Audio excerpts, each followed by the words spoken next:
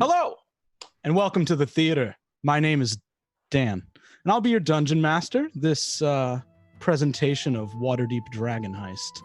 Thank you. You're joining us live on Twitch. If you're watching this in the future, your present, my distant future. Thank you, and I hope you enjoy. Let's meet our players, and as always, I will throw this to them at random, and they will awkwardly tell me one by one who they are and who their character is. Well, first off, I really like that Shatner pause. My name is Dan. It is. Hello, everybody. I'm sure you know who I am. You've seen me in multiple game systems, but for those of you who are brand new, I am Beth. I am the Dungeon Mistress for the Land of Dog Dreams campaign setting, the Dungeon Mistress for the Adventure with Advantage campaign, which is going to be the Lost Mines of Fendelver into Baldur's Gate Descent into Avernus. And I am playing Lapis Lazulus, the Tiefling Pugilist. Pugilist? Pugilist. We'll go with that. Pugilist. Alrighty then. Who's next? Hey, I'm Reese. Fortunately, I just play D&D. I ain't cool DM guy like everybody else here. But yeah, no, I just enjoy playing it. Just around for good times or the bad times. Yeah, I'm playing a Warlock of the Archfey, and his name's Melt. It seems pretty chill so far. Hey, Overlord, Reese and Lake are in the wrong positions unless they're swapped names. I'm apparently late now. Okay. Alright, I'll pass the mantle along. Probably my fault, but I'll make up for it by saying, hi, I'm Lake. I am playing Milos Marsakov, the group's resident horrible person, and I am on several shows on TTRP Theater, including yesterday's game of Land of Dark Dreams, tonight with Waterdeep Dragon Heist, and I will be hosting, starting this Saturday, Curse of Strahd, the deep foray delve into the dreary land of Barovia. I was not finished. Part of the overarching structure of a campaign I call Despair Rising. Are you going to roll them into that? Oh, absolutely. I've at this point, I have to run the whole thing. I can't. Oh, I'm so happy to see that roll out. Which is going to be brutal with only 4 players. I'm looking forward to it. You can adjust that.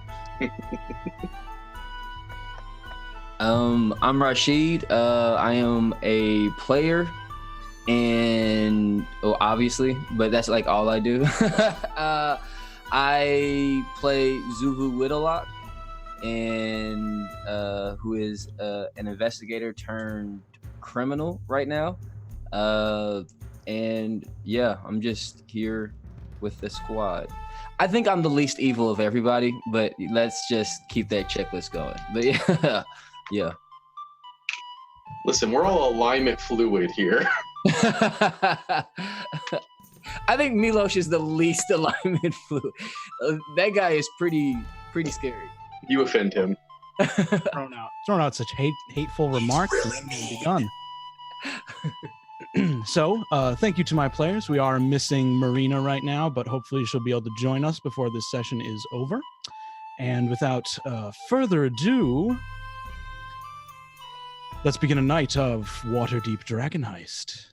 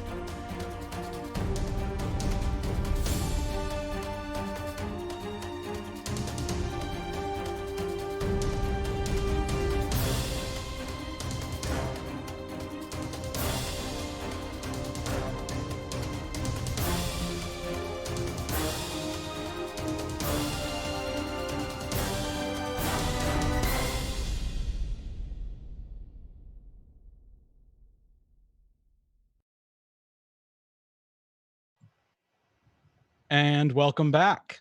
When we last met, our party of oddballs and deplorables continued to intimidate and deceive the members of the Gargoyle Gang into dropping their job with the Xanathar Guild, resorting to threatening orphans and some risky gambling. They convinced 2 more of the gang, Rin and Sloth, to drop the job. With only 1 member of the team left, Robierre, the Xanathar member in charge of the operation, panicked before settling on our heroes to do the job. Their mission: infiltrate the Xanathar's sanctum and swap out his goldfish, Silgar, with a new goldfish. The current Silgar's life is near its end. If they succeed, the Xanathar would be none the wiser, and more importantly, not enraged over the death of his goldfish. Difficult enough job. However, in order to excuse their past impressions with the City Watch, they need to replace Silgar with an agent of the Harpers that could spy on the Xanathar, Finn, an awakened goldfish. Our group has made their way inside, passing through a number of rooms. First, a bathing room, complete with a floating stone statue of a beholder. The group, weary of an arcane sigil on the door to the next room, for the most part stripped down and bathed themselves.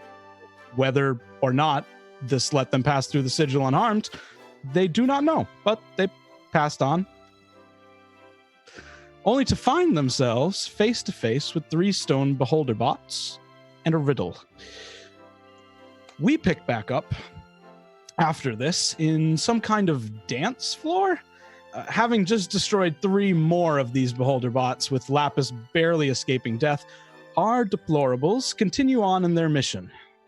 And now, let me give you a little bit of a reminder of what things look like. So, in this room, let me pull up the map. That would be wise.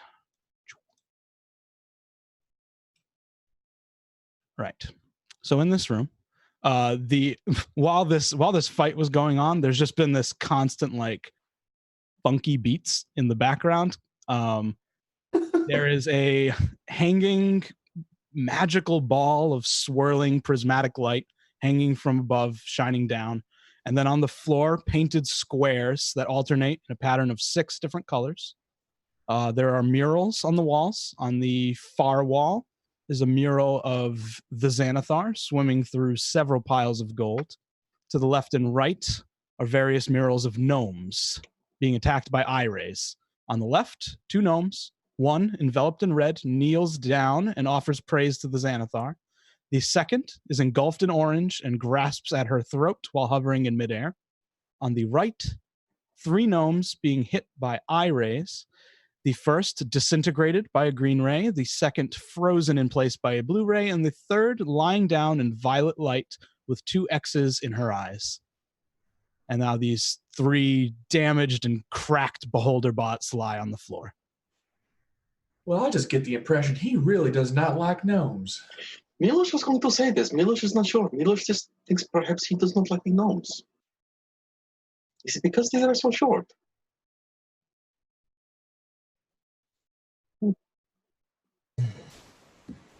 Maybe. But we need to get through this room first. Sovo! The glowing thing in the center of room, is it what making effects happen? Can you stop it? I'm sorry, you said what's at the center of the room? The big glowing sphere in middle of room, is it what is causing all magical effects when we step on bad spaces?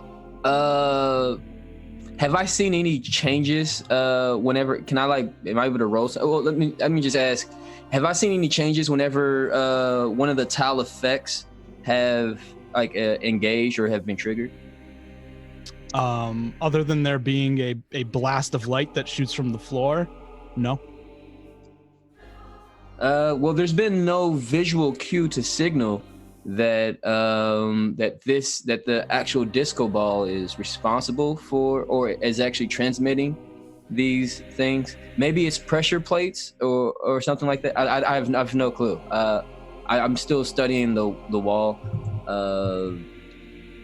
Just to make sure, you said red has a gnome kneeling down. I am really scared of walking on this, but red has a gnome kneeling down Orange is a gnome suffocating in midair. Green has a gnome being disintegrated, and blue has a gnome being frozen, and purple has a gnome just being with X's in their eyes. Yes. All correct. Pressure plate, we will test this. Lapis, fly over, get stool, drop it in groom. Let's see what happens. She will kind of crawl to her feet, going, yep. Amyzak. And she will her way back into the other room to go grab one of the stools that she was so fondly smashing against a wall, and she's actually going to break it off into some pieces, some chunks, so she can get several effects. And then she's going to take those chunks, put them in a bag, and then she's going to grab the other full stool just to see if it might be a weight. Okay. So she'll get her. Sure. All right. Let's see what happens, shall we? She will toss a broken fragment of stool onto the green tile. Okay. You toss it in the air. It clatters onto the green tile, rolls before coming to a stop. She will take a step onto the green tile. Wow! Gonna regret that? Is my mic going? Can you make me a dexterity save? Oh no, I'm gonna get disintegrated, aren't I?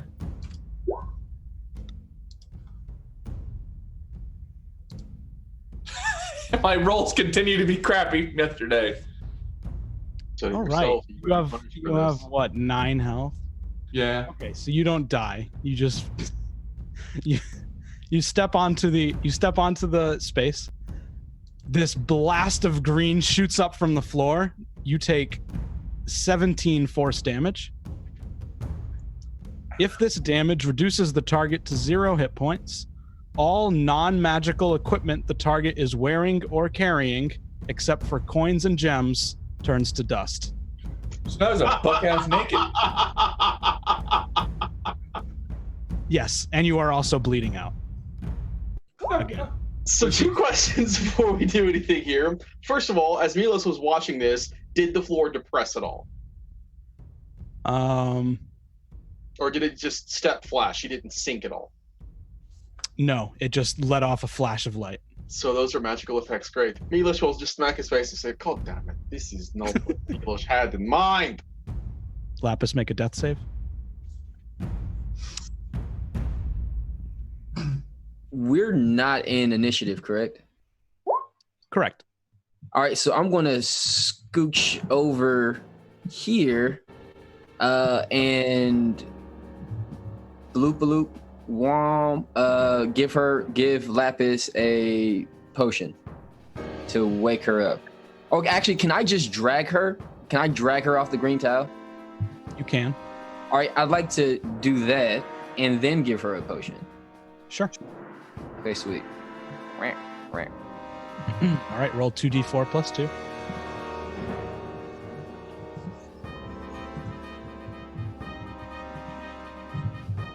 No, that's not it. Flash first.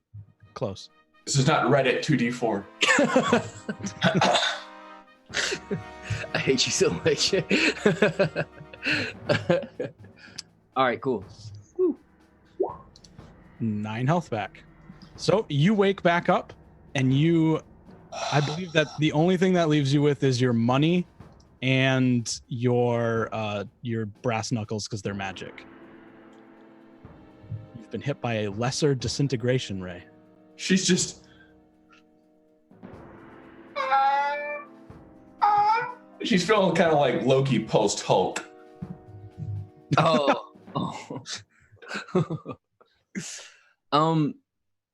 Can I see if there's is there any like riddle on the other side of the wall next to the door, similar to like the parlor that we left? Yep, there's a gold painted door, and above it, there is a sign that says casino, and inscribed on the door is, and I don't have a ready link.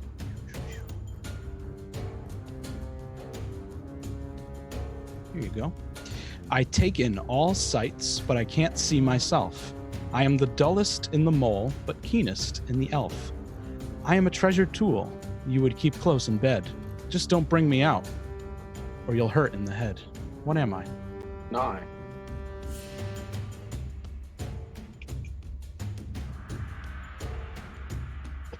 Sorry, that was out of character. Milos would seeing that just be like, is these common in organizations like these to have in the rituals? Milos is not the custom. Does this thing ever leave? Yeah. Who's close? Oh, wait. Yeah, so I totally not push physically, but nudge. Urge. See, it seems like the safest word. I urge Lapis to get by that door, like fly by the door, and speak the answer to the riddle. We should deal with these problems first. Milos will step here and try and step back around. I imagine this effect will... Actually, let's not move a whole bunch because I realize that this is going to trigger something when I step here, because it did last time. Sure does. I need you to make a wisdom save. 11. Okay, you fail. So you are charmed. You step onto that space and you just drop to your knees, and you must either drop treasure as an offering to the Xanathar or fall prone uttering praises to the Xanathar. Milos will take out one of the bottles he took from the other room and set it on the floor. Very well. Lapis, in all of her nude glory, lying on her back, just gives the gnome the middle finger. Milos is trying to handle this, but stupid, lovely Xanathar is demanding tribute. Stupid lovely. And she'll start getting back up again. Ow! All right. As he steps out of the room, Milos will actually start to like undo the leather straps on the top of his armor and says, "Milos will take shirt off and give you a shirt. Oh, His underwear is in other room if you want to cover that." don't worry about it. She'll roll her shoulders. That really hurt. What am I doing now? I forgot you were knocked out. Hey, similar to the room that was the parlor that we just left, there happens to be a riddle on the other side of the room. So I was wondering if you could fly over there and answer it and whisper it into the door. Hopefully it will stop these effects. And okay, what's the answer? We've never gotten the riddle wrong. I. Yeah, an eye, or your eye, my eye. I guess it would be the safest. Your eye. You just shout that from across the room. Yep. Nothing happens.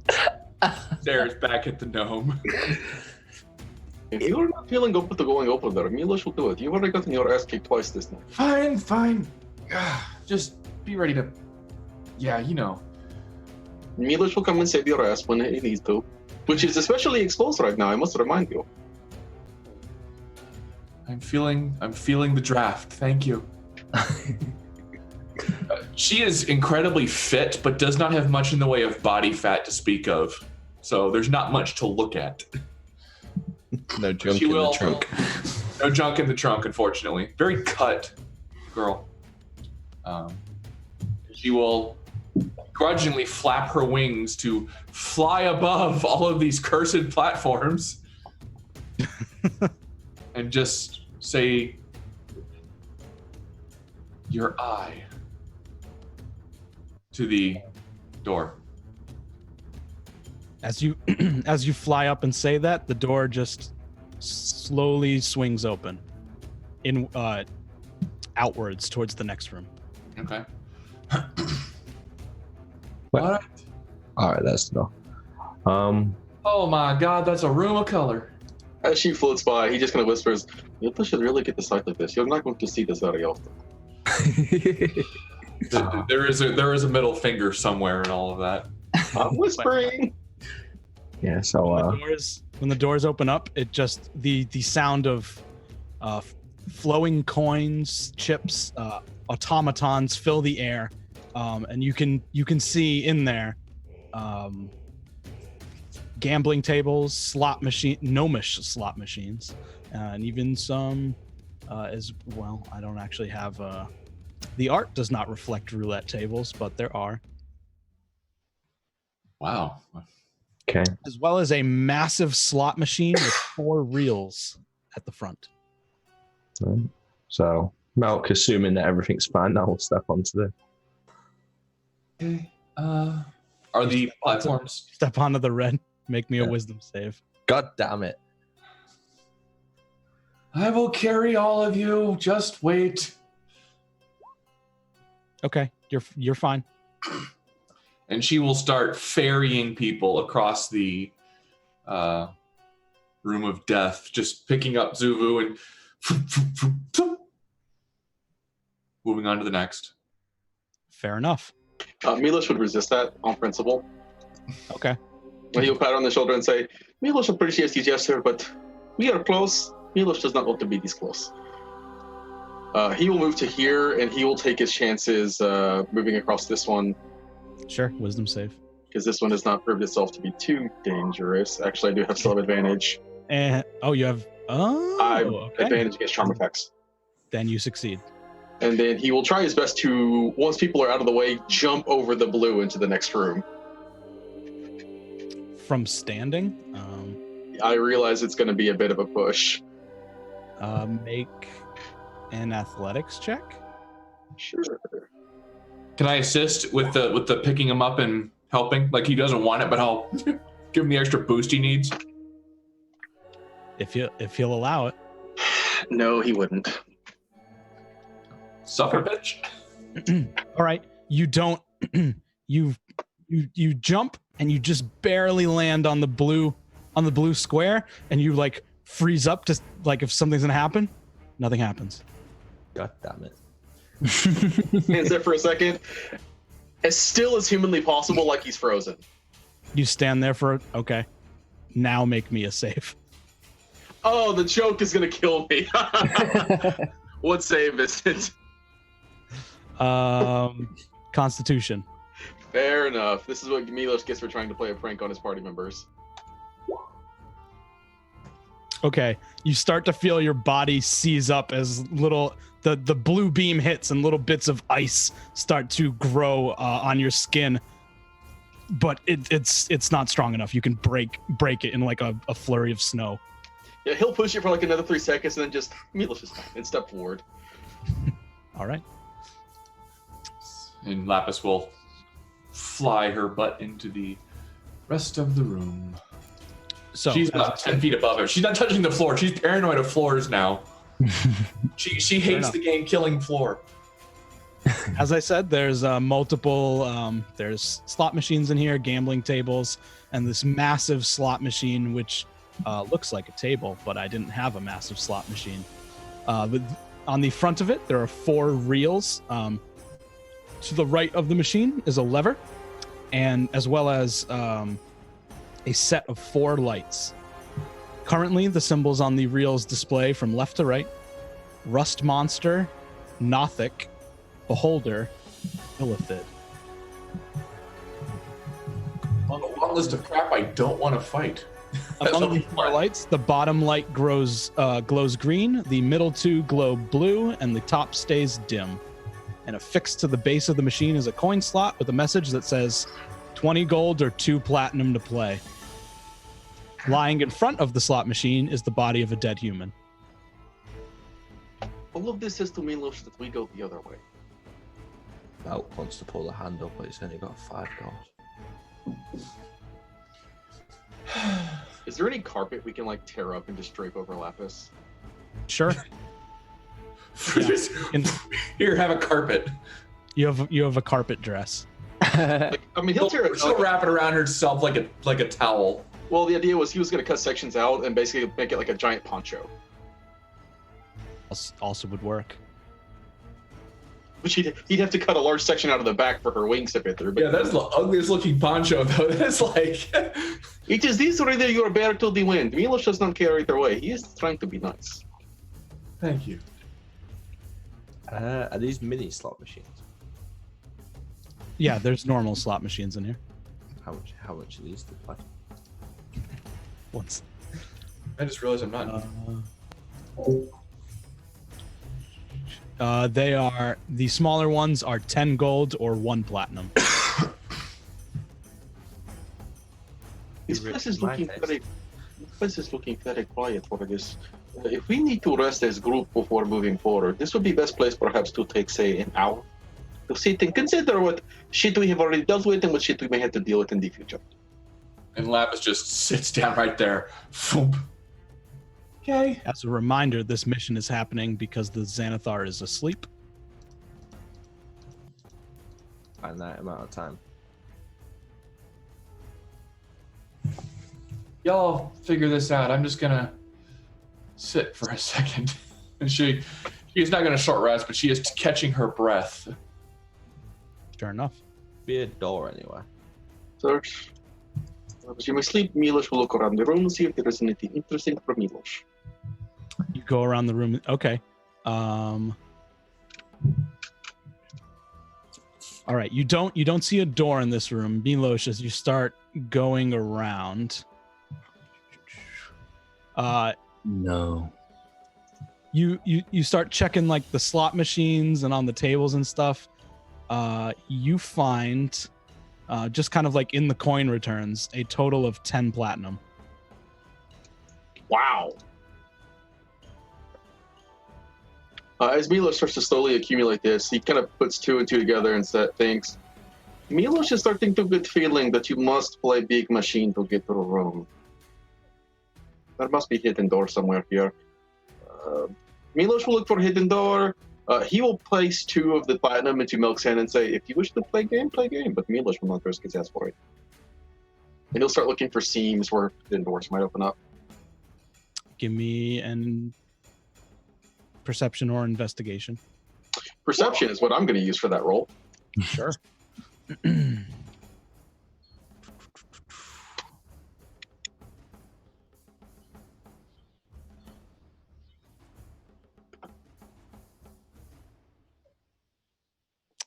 Yeah.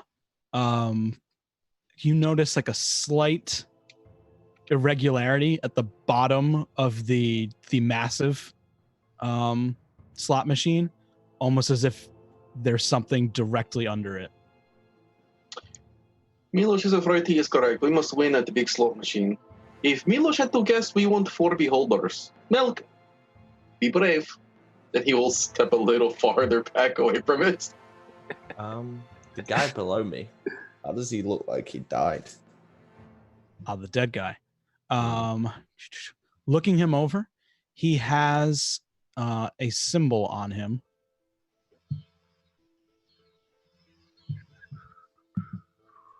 Where is the handout? I don't see the handout, but I have something close enough. A familiar symbol to most of you. The symbol of the Xanathar Guild. Okay.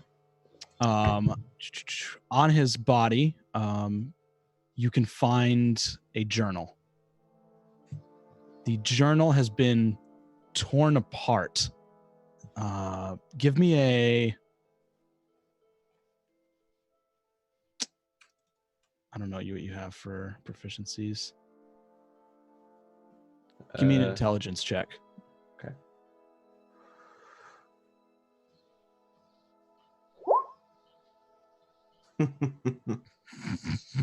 Okay. You don't know what caused the shredding, but one page of the journal is still legible.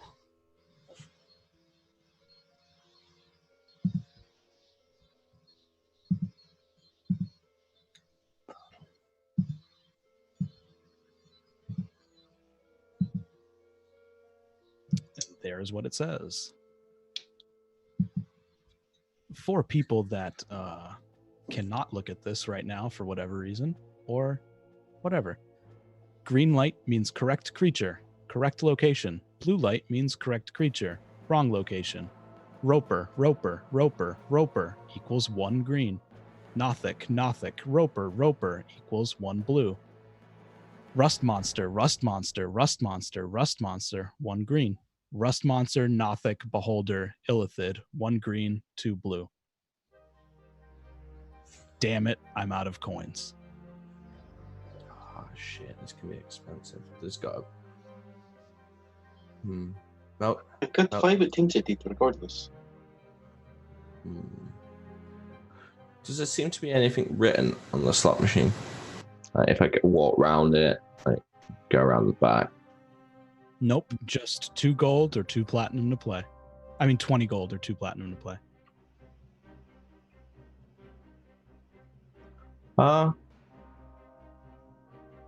Okay, so I think given the information we have, the first one is a rust monster. Because you have 2 correlating. Milos believes it is Rust Monster Roper something something.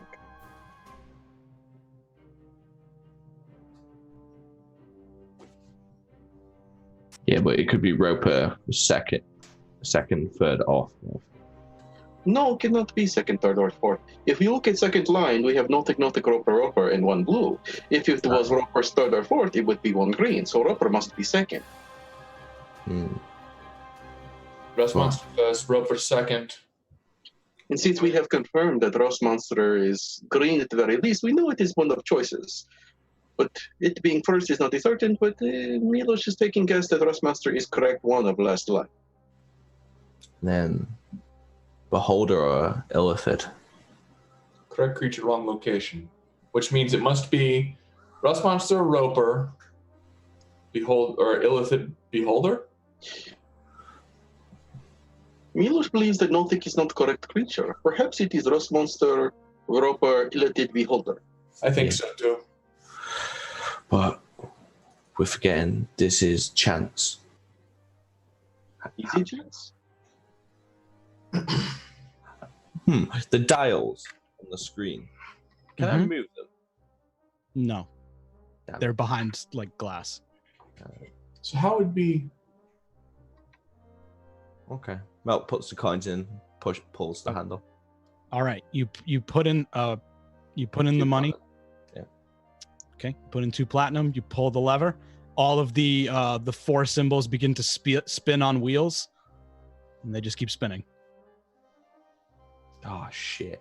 Perhaps you must not declare what you want.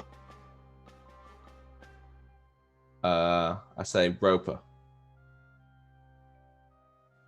Okay. It's moving. Or is it like buttons? You would be moving slowly enough that you can like time it and get the one you want. So you put in Roper first. Yeah. Okay. You pull the handle, Roper. A blue light lights up. Fuck. We told you it is Rust Monster first. Why didn't you do Roper first? We just say Rust Monster first. This is fine. We can use this experiment, but that is coming out of your payment for this. Do next one Rust Monster, then Elated, then Beholder. Okay. Yep. So So you put- Rust Monster, Rust Illithid, Monster, Beholder. Illithid, Beholder. I can just see Zulu over there shaking his head furious, like, no, no, no. It comes up with 3 blue lights. Wait, say them again. So the order for that one now will be Roper, Rust Monster, Illithid, Beholder. 4 blue lights. So everything is correct, but not in the right place. Okay. So perhaps we are not as accurate as we thought we would be. Milos still thinks that Roper is first, or Roper must be second, but now we must decide where the rest wants to go. This holds out his hand to you. Let us decide before we make any decision and hand gold over to a man who gambled it away so quickly last time. He kind of looks over towards Lapis. She's actually, well, never mind. I would say she's writing on a notebook, but that got fucking disintegrated. It did. So the player is writing on a notepad to see if she can figure it out. One moment. Mm-hmm. So, something is wrong with this. We know that the third position cannot be beholder. We know fourth position cannot be beholder. But we know that the second position must be roper, which would mean that beholder would must be first. But illithid has come back so that it is correct, but it cannot be in any other position. Milos thinks something is incorrect here.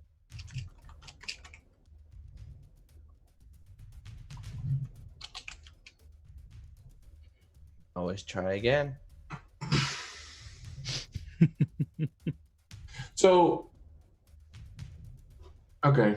No. But I feel like we get 5 goes because this guy died after the 4th one. And we don't know how he died. Is he like emaciated? How fresh is the corpse? Make me a medicine check, or you can make me an investigation, whichever is better for you. Oh, yeah, definitely investigation. Go ahead.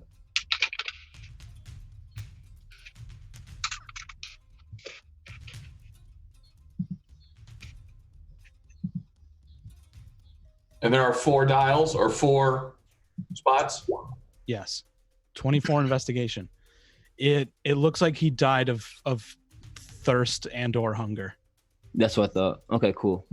At least this won't immediately kill us. We'll just sit here fumbling our thumbs. But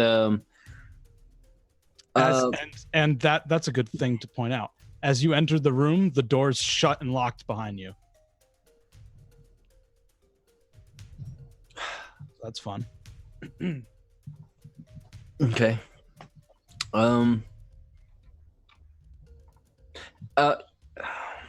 Hey, we don't.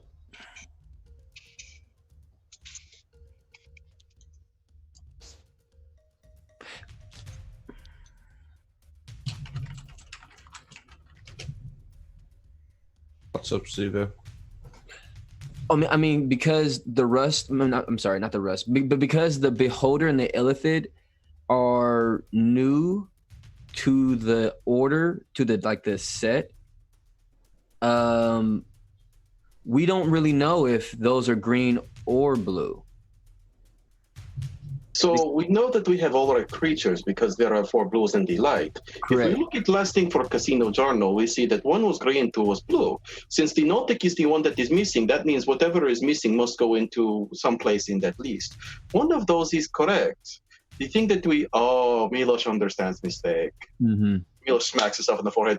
So the ones that are correct now, we move the one that was correct. So either Beholder or Illithid was where it needs to be. Milos says take guess. He will hand 2 more platinum to the pieces. Try Beholder, Roper, Rust Monster, Illithid. Okay, so he puts it in. So he turns to Beholder first, yes? Yes. But Beholder, Roper, Rust Monster, Illithid. You click Beholder into place, green. You click Roper into place, green. Rust Monster into place, green. Illithid, green. And then, as that happens, gold coins start to just shoot out from the return slot of the slot machine, in just on a pile into the floor. And as that happens, the slot machine itself grinds and slides backwards, revealing an opening leading down. Milos understands now. It was opinion of creatures. Beholders must not be very fond of this Illithid. Milos is not so sure what Roper or Rust Monster is, but it seems like pecking order. Okay. Makes sense. How much gold? 200. If you want to throw the 6 platinum in the, if you want to throw the 6 platinum in the party loot too, go ahead. Ruby will just look at her pocket, or Ruby. Lapis will just look at her pockets. Oh, wait. Yeah, I'll I throw it wasn't out. telling Lapis to do it. I meant whoever's updating the treasury. I lost where the treasury was. If you look in the journal, it should be under party. Yeah, got it. I got it. I do it for the Wednesday game. I'm gonna let one of you guys handle it for this game. So 3, not it. 3, 2, 5, and 5. 5 more platinum, is it? 6 1. Okay. Yeah, that's updated. All right. Malcolm, step into the non-suspicious tunnel. Just for my own morbid curiosity, about how long did that take us, GM? That was probably It was like 5 minutes real time. no more than 10 minutes. Okay. Well, there was you hunting up the coins, so maybe like 10, 15 minutes. All right. Lapis, I'm afraid our break is over. We must continue. We are in a hurry.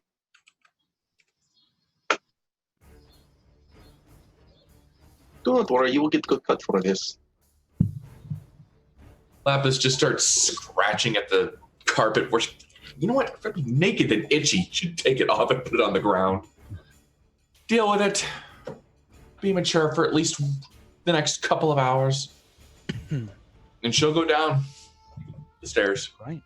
I felt that had to be clarified.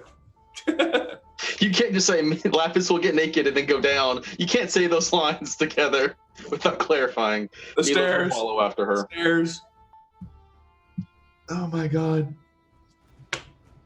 All right. She's 17, y'all. Come on. And this is a day and age where 14-year-olds regularly get married and have kids. What's your point? Do you all follow down? Yes. Okay.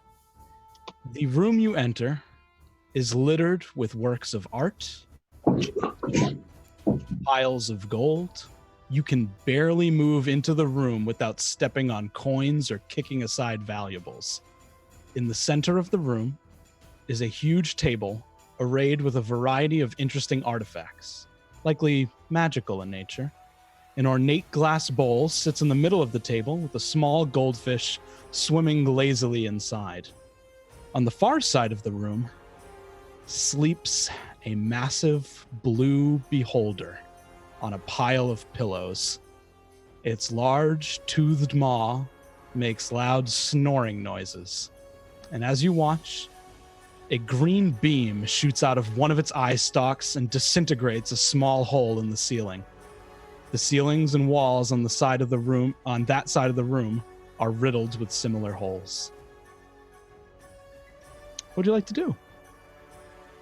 Milos kind of stands there for a second looking at it. Then he looks around. Does he see any sign of where the fishbowl is? It's on the table, isn't it? It's on Yeah, the in the table. middle. I imagine we'll just say Eden was carrying the fishbowl because she was saying so far back and it would have kept it safer. And he will point at her and he will point at the fishbowl and make like a dumping motion. I'm not sending her character in when she's not here. I think this Milos, So if he gets in this, Milos will just give a hand over motion. and she'll point. Lapis will point at Milos. Go. You're up. Let's go, sneaky guy. He will take the fishbowl and he will slowly creep over, keeping as wide a berth as he can through any of the treasure so he does not accidentally bump or nudge anything over. Okay. Make me a stealth check. This is the time to roll well. Nice. Oh, delicious. Okay. Nice. You work your way amongst the treasure, making sure not to accidentally hit anything.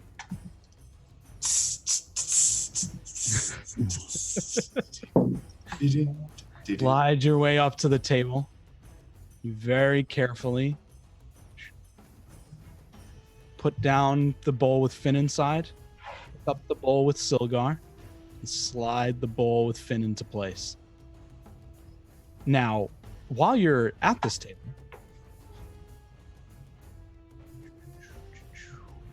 where did it go? You see a large number of things before you.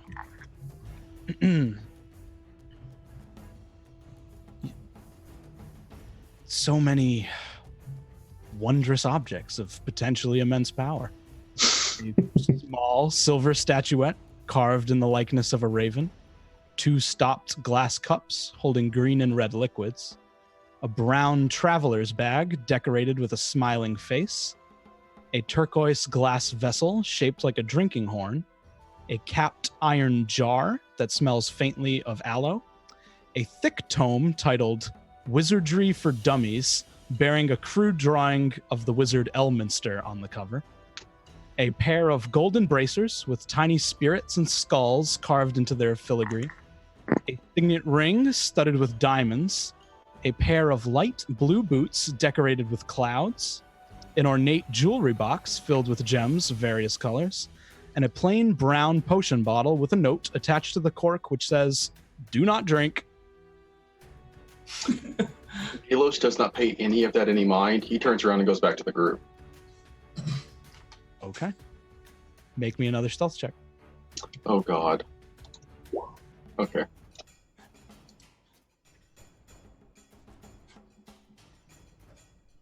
Okay.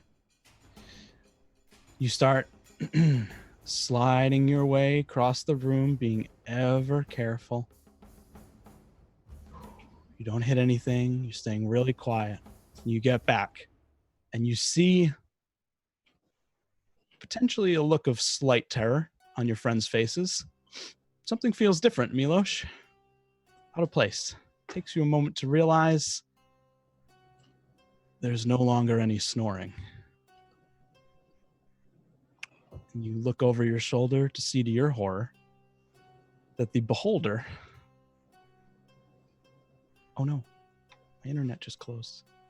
The beholder turns us waking up and rising. Slowly it hovers into the air as all 11 eyes turn to give you hateful stares. Intruders in my lair? How did you get past my ingenious traps? You shall all die for your insolence. It then closes its central eye, and the eye stalks start firing. What do you do? Hide the fish.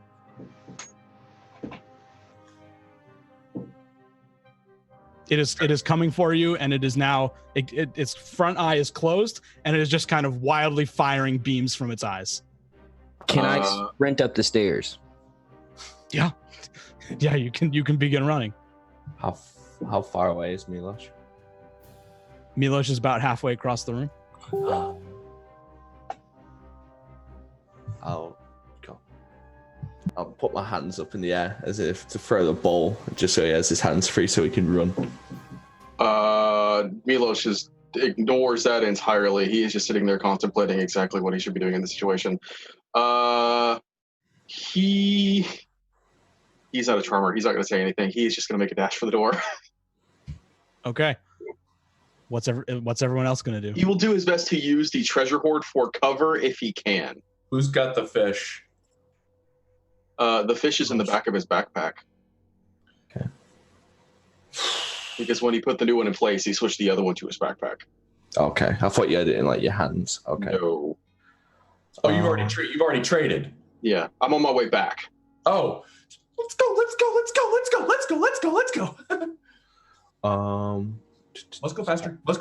Let's go faster! Doing her best Jeff Goldblum impression. All right. Just out of curiosity, is there any golden staffs in a close distance to me? There's plenty of gold. What, just gold coin? No gold items? Not items made of gold, but there's piles and piles of gold coin.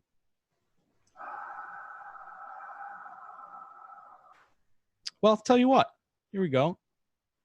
How about you all roll me initiative.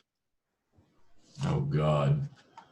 We get turned into I've rolled twice well now, and I maintained some decent rolls. Holy shit. I didn't have my token selected. I'm sorry. I had an 8.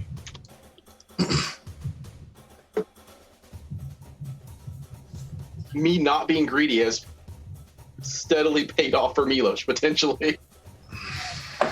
The exact opposite thing to me is happening right now.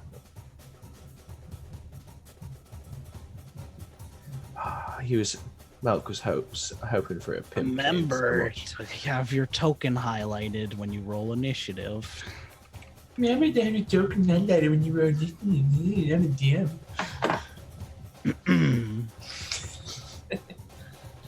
I yell at my players, but all the time.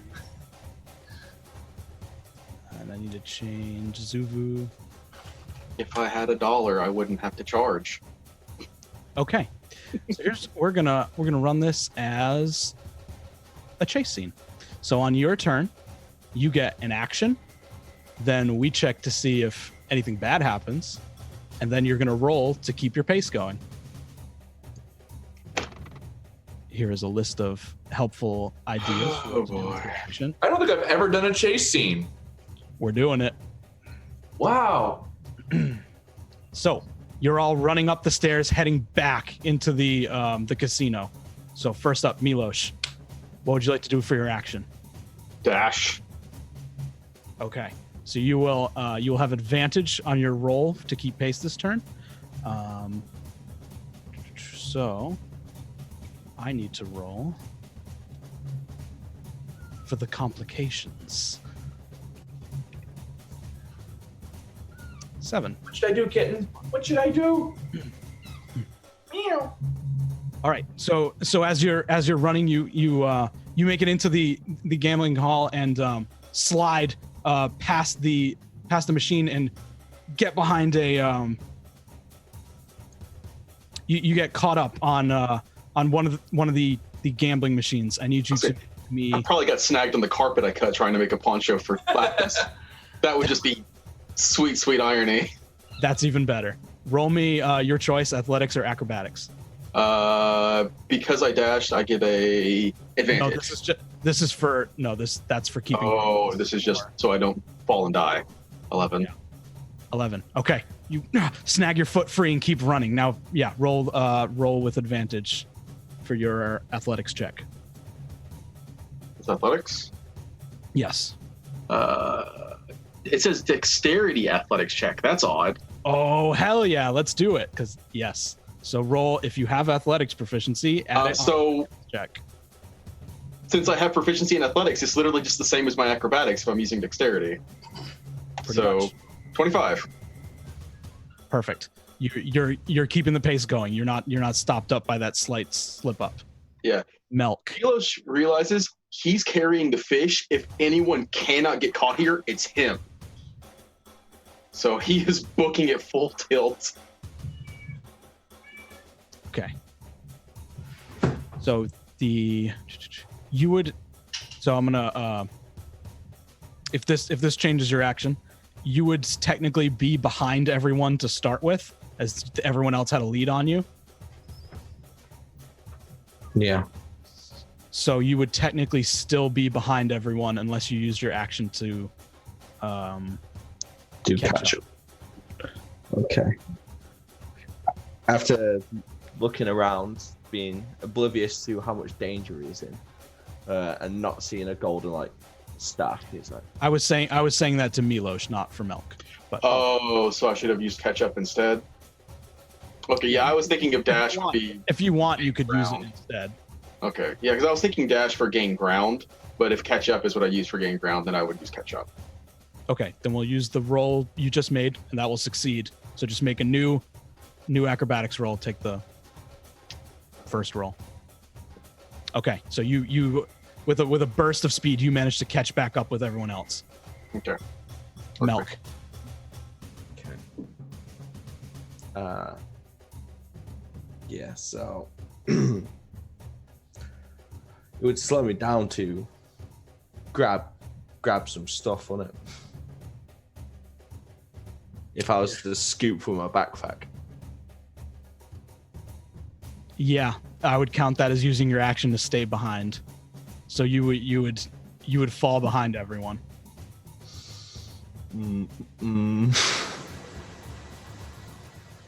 Okay. He thinks very intensely about doing that, and he's like, okay, no, it's not worth it to die. He'll just, I guess, dash. Okay. Yeah. All right. You will start dashing up the stairs, and now. Because it's not just a normal move, is it? It's like dash or nothing. That's it. I mean, you can use your action to attack the Xanathar if you want. I don't really have anything which could do anything to him, if I'm completely honest. Okay. In that case, 16, no complication. So just make me an. You are going to make me. Do you even have athletics? Nope. So just make me a dexterity check. Ooh. Okay. That's good. You have advantage. So 18. So you run up the stairs through the gambling hall. You see Milos kind of trip up, but you both keep the pace going. Zuvu. I'm just going to dash the entire time. I mean, like, cast a helpful spell. I have to actually know what spell would be helpful in this moment, wouldn't I? I mean, you can try whatever spell you want.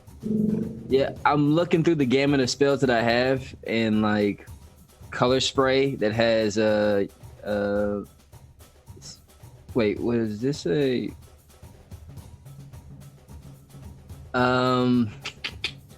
blinds the creature, but I don't know if that actually works with a creature that has true sight. I'm pretty sure. You can try whatever you want. Oh man, it sucks. All right, well, let me dash right now, and if anything awry happens, that's what I'm going to be just hoping. That's what I'm going to use on my next turn for sure. Because I'd hate to use it now and then it suck or not help. All right. 9. Uh-oh. Yes. So in the casino, I need you to make me a dexterity saving throw as one of the slot machines just starts spitting out coins randomly and pelting you in the face. Helpful any other time but now. But let's see. You said just a dexterity saving throw? Yes. 17. Okay. You're pelting these on your and you kind of catch a few as you're going, and you get 4 platinum pieces. Woohoo! All right, make your dexterity check with advantage. Oh wait, you're proficient in athletics? The hell? Roll dexterity with advantage and add 2 to it. Okay, cool. Yeah. And then 2 on top of that, 17. Okay, you're keeping pace. You, Milos, and Melk are all up at the front. They look at you as you have these coins in your hand, like, oh, Lapis.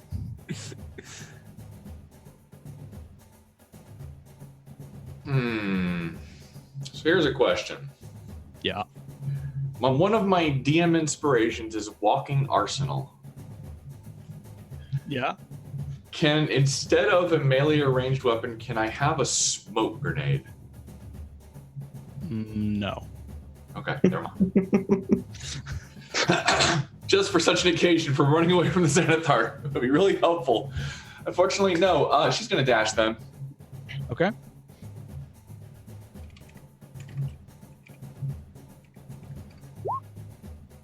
I believe that means you're good. Yep, no complication. Make me your Dex Athletics check with advantage. So it's just roll Athletics and subtract 1, because your Strength is 1 more than your Dex. Natural 20. Oh yeah, you good. All right, so you're all keeping pace as you enter She's flying. as you enter the dance hall, like, oh shit. Milo. I'm flying, bitches. Yeah, she's twice as fast as the rest of us. We don't even need to worry about her. That's right, I have a fly speed. Yeah. Milos is going to like I said, Milos is more worried about himself getting out of here at this point. He's just going to keep on dashing. Okay. As the fates conspire against Milos. All right. Make me acrobatics or athletics as you're running. The prismatic ball on the ceiling just breaks off and falls right at you. Jesus. 9. So you can hear the Xanathar screaming from behind you. A beam hits the ceiling. The ball falls down, smacks you right on the face. Oh, it's in your hands, whether you want to do anything with it or not. You have disadvantage to keep pace. So make me your check with disadvantage. Since I dashed, it should be a straight roll then. Yep, straight roll. That's success. You managed to keep pace. A little bruise on your forehead and this stupid ball in your hands. He keeps carrying it because he's just not thinking right now. Okay. May come in handy. Who knows? Melk. I say I want to challenge this guy on my terms. I feel like.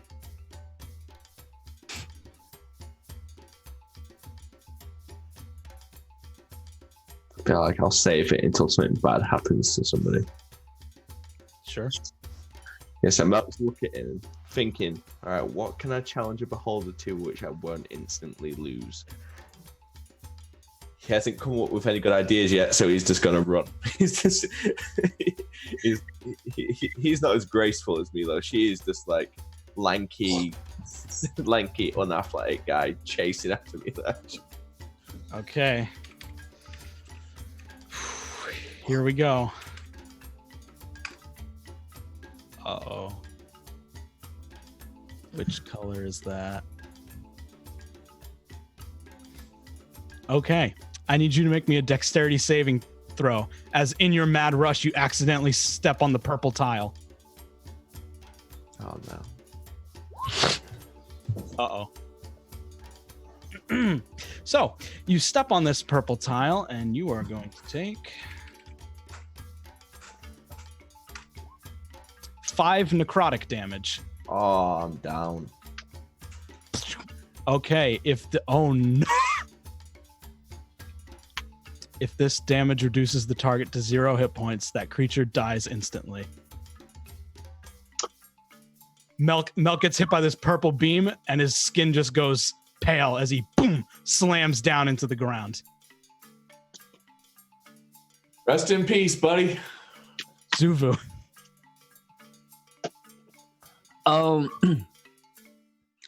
When someone's knocked unconscious and when someone dies, is that immediately distinguishable for me? In this, not necessarily in this moment. He went down and he's not really breathing.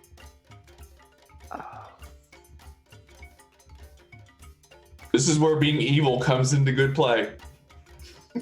But he's not evil. But I'm not evil. Oh my god.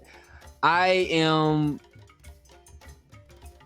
You can't even pick him up. He's not of a size equal to you. Yeah, and I have negative strength. So,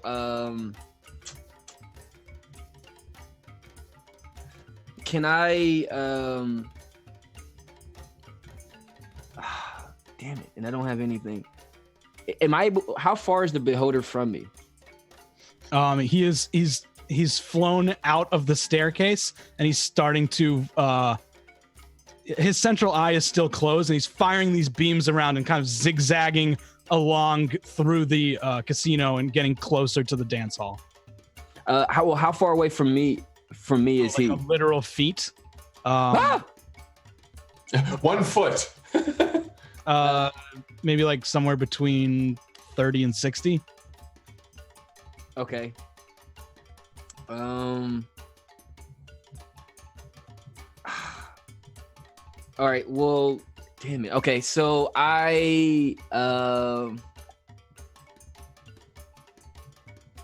if I use walking arsenal, could I pull out a light crossbow and shoot it? Yeah. Right. It's any mundane ranged weapon. I'm I'm stuck between that or color spray because that sounds awesome. Actually, you know, I'll use color spray. See if it does anything. Can this thing be blinded? Only one way to know. How's color spray work? You roll 6d10. and then if its health is within that, it'll. Yeah. Give me an insight check. Bless you, DM.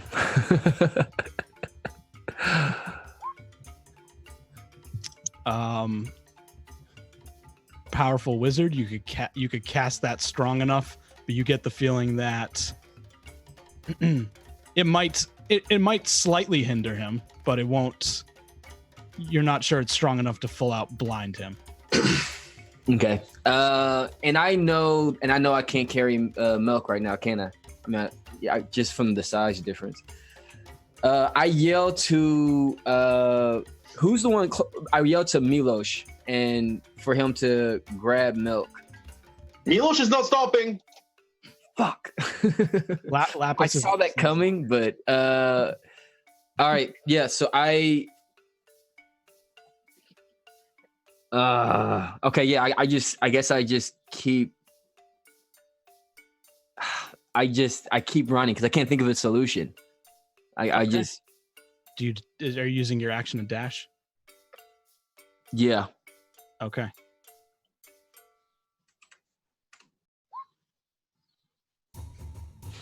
Okay.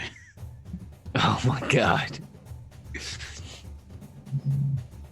What I roll 13? Cool.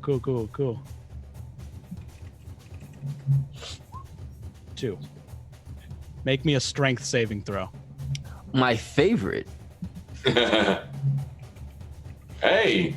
Grr, the strongest gnome you know. All right. So you you step on, you accidentally in your like panic moment here trying to think what to do, you run around and almost immediately step onto one of the orange tiles and you feel it trying to push you up, but you just keep running and you run past it and keep going.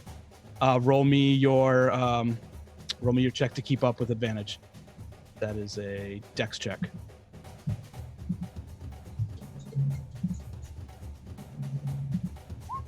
Or did we establish you had athletics? Well, that's still not enough. No, it is. Notice the advantage. I'm sorry. Yeah, so you keep the pace. Sweet. Lapis.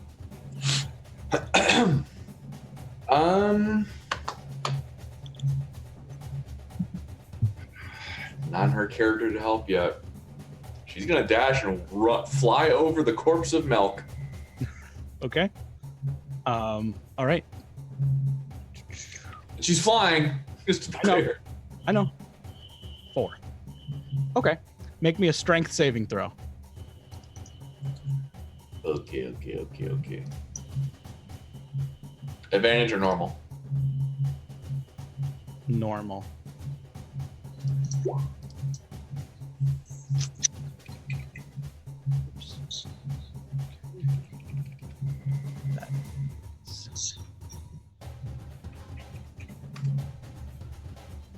Okay, so a beam of orange light shoots out from one of the Xanathar's eyes and actually clips you in the back, and it just slams you into one of the walls before you peel yourself off and keep going. You take 5 bludgeoning damage, and you have disadvantage on keep pace, so it's just a straight roll. So athletics? Yep. Okay, so you're keeping the pace. We're all now entering the parlor. Milos. Milos is. We've lost Milk. It's not going to slow him down. Milos at this point is feeling ballsy. He is going to, with his offhand, just kind of take a brief moment to step back, chuck a dagger, just center hallway directed at the Xanathar, just hoping that maybe it'll piss him off to slow him down, just for one moment. Okay, make me an attack roll. I'm not going to use my magic one for this. I'm just going to use my standard. Sure. Yeah. That'll hit. Roll me your damage. So that'll actually be at +4. Okay. He's still coming. And then Good job, you're doing to piss him off. So now, Feeling a bit like Milo's objective is to get the fuck out of here. 6. feeling a bit like he just ticked off Thanos or something. I mean, Oh no, the music stops, but the tension. where's my chase music? But the tension. There it is. So I rolled a 6. So I need you to make. For my morbid curiosity, would any scenario in this allow me to have gotten sneak attack in that instance?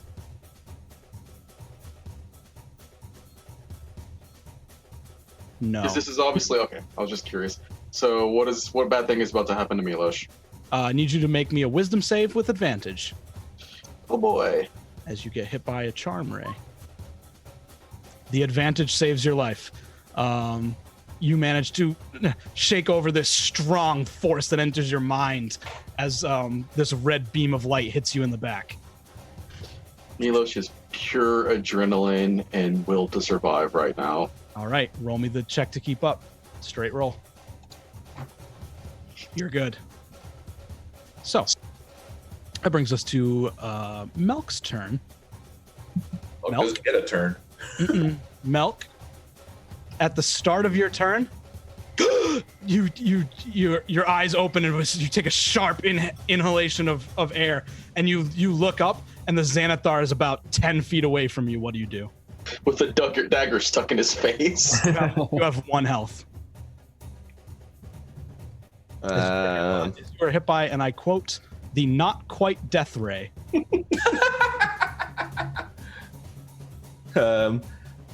He's 10 feet away from me. I'm gonna have to challenge him. Gonna use my dramatic inspiration. You're based. Oh. On my terms, I get to challenge him to anything, Wait. and he must accept.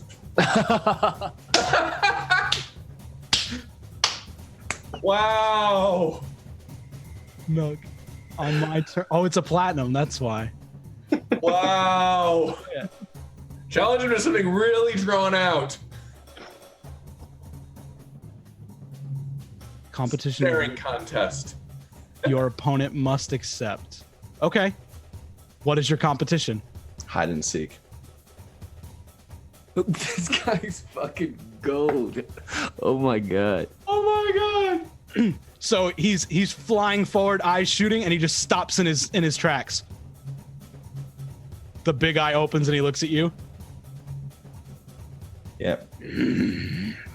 Who is hiding first? You.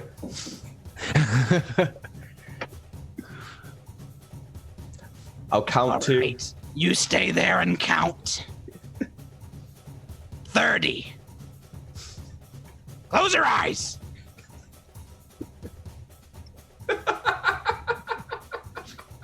And he'll float away. You don't know where.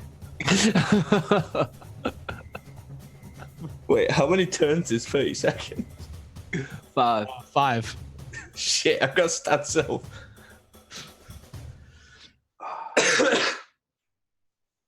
Alright, so he's counting, I guess. Okay, if you're standing there with your eyes covered counting, that's what you do. Zuvu, you can now hear behind you. You heard this exchange happen and look over your shoulder to see it. I have been Start to float away back into the casino. I've been repeatedly impressed by Milk. Like he's done this with the Deep Gnome. Now he's doing this with the Beholder. He's about to proselytize me. But what is Milos doing? Running. With a ball in his hands. The whole time the ball is just giving off these loud beats and like lights are shining out of it. I just hear disco thumping in the background, like fading away more and more. All right, well, I stay in eyesight. I stay in line of sight of Milk. I saw him go down. I'm really afraid of him going down again. Okay, so you're just You're just watching him? Yeah, pretty much. So I don't want to leave a man behind or leave anyone behind. Okay, so you pause in the parlor and look back, watching what he's doing. Melk is standing there, eyes covered, counting to 30. Lapis.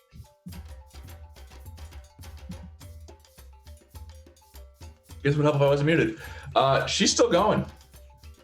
Okay. Dash. Okay. You can almost hear the "fuck this shit, I'm out." Fuck this shit, I'm out. No thanks. She is naked, been almost killed 3 times. She is out of there. Right. So, you this conversation happens behind you. You look over your shoulder just a second to just like take it in before turning back and coming face to face with a new beholder bot that was not there before, that is flinging a bottle of alcohol at you. And I need to make an attack. That's a crit fail. So it flies by you and shatters against Catch it. If you want. Just grab it in midair. Keep running with it. Okay. Thanks for drink. All right, roll the check. You're good.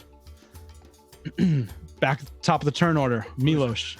You and Lapis are at the front, just about entering just starting to enter the bathroom.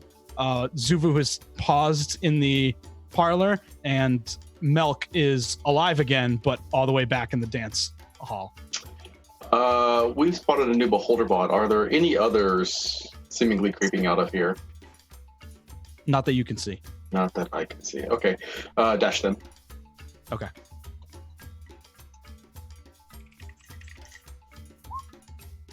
Six. These guys hate Milos. Okay. See some of these. So like everything under 9 is the Xanathar, and he's currently hiding. So you're good. Yay. All right. Yeah. Roll me the, and you're good. You run all the way up through the bathhouse, and you're at the door. I like how it is the Xanathar, not just Xanathar. Oh, it is the Xanathar. The Xanathar. Melk. The Iron Bull. The Xanathar. You have counted to 6. What do you do now? Run. Okay. All right. I'm gonna dash. Oh shit. Oh man, he's got one. Another bottle of alcohol shatters against the wall to your left. You keep running. Roll me advantage. Actually, it wouldn't be the alcohol. You're in the dance room. It wouldn't be the alcohol. It would be one of the steps. Okay. Give me. Oh no, 3. You step on one of the yellow tiles. You're fine. Roll me with advantage. What's the roll again? Sorry. I'm not proficient in athletics. It's just dex, isn't it? Just a straight dex with advantage. 18. You're good. You're now caught up with Zuvu. Yeah. Or you're in the same room as Zuvu anyway. Yeah. I pat Zuvu on the back and just tell him to run. Zuvu listens. Okay. You sound like Turok. That's what it reminds me of. Oh my god. This thing just gets to keep. Okay. Launching bottles. Launch another bottle of alcohol. Oh no! Oh shit. Oh my god. Oh. Okay. All right. So the only way that you would go down is if I roll max damage. And you're good. You take 4 damage as it beans you in the back of the head, which will give you disadvantage on your roll. So it's going to be a straight roll to catch up. Can I take, since I took damage, can I use this to fade away? Yeah. Yeah, Sweet. you go invisible. All right, cool. And I get disadvantage on the dash? It's a straight roll. Oh, straight roll. Just Okay. You dashed. Yeah. Oh. Well, okay. You're you're lagging a bit, but you're getting there. Lapis? Choo choo. This train ain't stopping. Okay.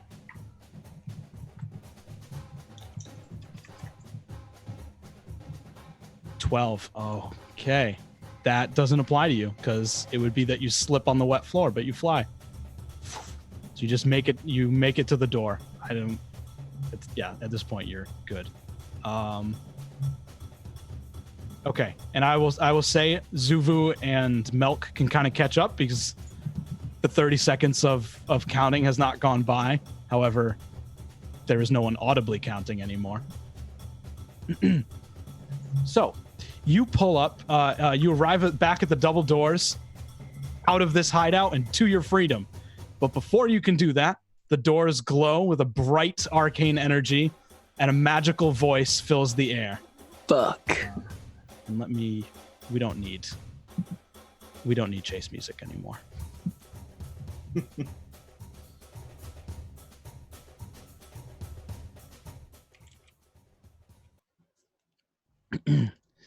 A magical voice fills the air. If you seek to leave puny things, you must answer this final riddle.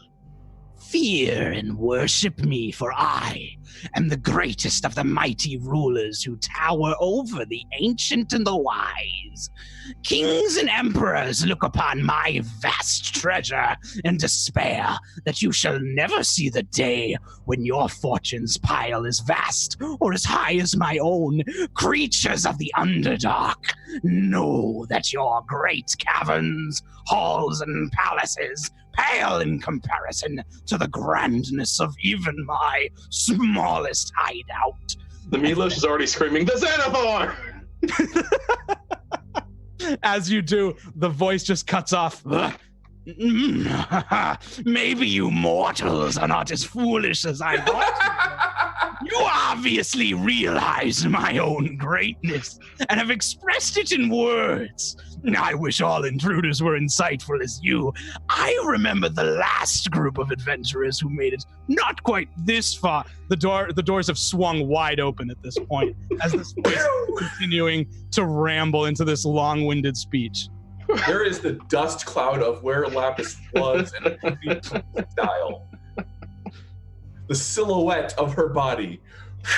And all they heard as they ran through the sewers was because he's still carrying the disco ball. Yes. So there's a naked tiefling, a disco ball carrying half elf. Oh, I know, half elf. A naked tiefling with a bottle in her hand. It was one hell of a party, guys. Is that all you have to your name now? Is your coin and a bottle of miscellaneous alcohol? And my brass knuckles. Yeah. And your brass They're knuckles. really nice brass knuckles. She got nothing Okay. on. So Free bird. you come running out and the doors close behind you and you can still hear the speech start to get muffled as the doors close. Waiting there for you is Robier, who there's a look of like, and then, I am, is it all taken care of? Yes, we have dealt with problem with the Xanathar. Also, we have brought this back. Milosh is going to keep this. Maybe sell it. It might be worth something. Yeah, that is fine. I will see if I can calm him down and mitigate damage. Fish is in place. New old fish is in backpack. Milosh has. There should not be any evidence of thing having ever been done. All right. Get out of here. I hope we never cross paths again. Milosh hopes this.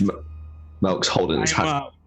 I'm going to probably have to pretend that you are intruders. So, goodbye. Mm-hmm. and you can make your leave. Milk's still holding his hand out to him. He doesn't grab it. No, not as a handshake, as in like, where's my money?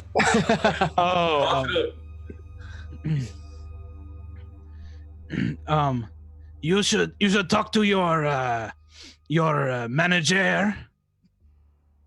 Go talk to Shava. She'll give you your money. Does he have a coin purse on his belt? He does. Can I slide and hand it? Sure. Right in front of him. Yeah, you got like what, 1 health? This will go well. Go for it. Oh, it's a 20. Yeah, okay. Yeah, I'll roll for him. I think my favorite thing about this campaign so far is that as the rogue, there are people who are so much better at stealing, investigating, and just everything you would expect the rogue to do than the rogue. So that's a crit fail to notice. So you just grab his pouch of coins and just walk right on by him as he very nervously makes his way to the door and starts to open it. To which immediately the hall is filled with, And so I would tell these people. you can make your leave. Sweet. So, the most obvious place to meet back with Shava would be back at the yawning portal. All right. We have done job. Now it's time to get paid for job. Perhaps first we should stop off somewhere where Lepis can get something to cover our regions. It has been quite the show. Milos is not quite used to seeing her from that angle. She's literally just now she's covering everything as if she has a sense of modesty, realizing that she's about to go out in public. Flap the wings around yourself. Yep. Wing dress. Okay. I mean, yeah, you can pick up clothes for like a few copper. They're rags. Milos is Really absolutely subtracts 2 to 5 copper from your thing out there. Yeah, and Milos is going to see if he can't sell this disco ball, which is clearly very magical. You want to sell the disco ball? Yes, he's going to try and sell the disco ball. You make your way to like the nearest Aurora's realms, and they'll offer you like 20 gold for it. Milos will look at it and look at him. This is worth 20 gold? Do you know where Milos had to get this? It is you don't know how to stop it from what it's doing, so it's continuing to just emit light and play and just blast music. Give Milos 20 gold. More trouble than it's worth. All right, you pawn it off for 20 gold. Take 20 gold. Sweet. Hey, baby girl. And so goes the disco ball. Lapis is dressed in now what is effectively cargo pants, a tube top, and that's it. All right. Stop. You don't have to wait too long at the yawning portal to meet back up with Shava, as well as Captain Justus. And I do not want to listen to this creepy music anymore right now. Before Milos goes back to the yawning portal, he would like to drop off the old fish at a hideout that he is aware of. Sure. Yeah, he's easy to do. You just drop it off at a hideout in the dock ward. And if anyone is keeping an eye on it, he will pass them a message, which I'll give you the message later. Sure. So I take it you did the job, or at least you made Job has been done without issue. Senator is none the wiser. That is excellent news. He did chase us through halls, but he is not aware that Little Fishy is Little Fishy, not Little Fishy. Well, I have to say, for a bunch of honestly, a bunch of assholes, you did a good job. Thank you. Thank you for your service to the city, and thank you for your service to the Harpers. Here you go. We did agree on payment, and she slaps down this huge pouch of gold down on the table, like a basketball sized. That's 1,000 gold for a job well completed. In addition, since you, you did it with no serious issues, the Harpers are willing to, well, we'll take one question from each of you. We'll see if we can find out any answers for you. So if there's something personal you want handled, we can look into that. One question a person. Rain check. Very well. Does anyone have a question they have in mind? Or would you all like to take rain checks? I've got one. Okay. So, what's the fastest way to become a noble? Fastest way to what? Become a noble. Oh, well, I don't necessarily need to do a lot of research to tell you that one. If you want to become a noble, it's going to be awfully difficult in Waterdeep. Old money runs deep. If you're coming in new, you don't have connections, you don't have the wealth, you're not gonna have the official offices recognize you as nobility. I suppose if you somehow came about a very large amount of wealth and you made connections with other elites in the city, with time, I suppose you could become a noble. That was a strange question, but I mean, I'm not sure we're going to scrounge up much more than that. You sure you want that as your question? He's got his notebook out. I need facts and figures. How much gold and how many friends? Oh God, this sounds a lot louder. What? Hey, Ben, turn it down. I'm not sure I could particularly make an exact estimate like that, or I don't really think that's quite how it works. Well, I have one connection now, and he points his pencil at her. I suppose I am not a noble or an elite, but But you know them. I know the Harpers. Sure. Yeah, I'll take a rain check on that. By the way, Malk, you don't want to be one of those assholes. Trust me. They more money, more problems kind of a thing. You know what I mean? Oh, I only want the title. I don't care about anything else. I just need it for. What if I call you a noble? Huh? You saved our skins today. No, I don't care about myself being called a noble. I just want the influence. All right. That's all you. I ain't playing that game. Well, okay.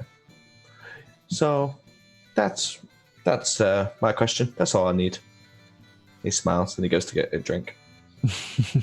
Lapis is gonna take a drink out of her drink. What did she catch from the Xanathars? It's just what would it be? Random liquor number 422. Xanathar's 20-year aged. Whatever it is, look up 2 because Milos has a bottle as well. Yes, correct.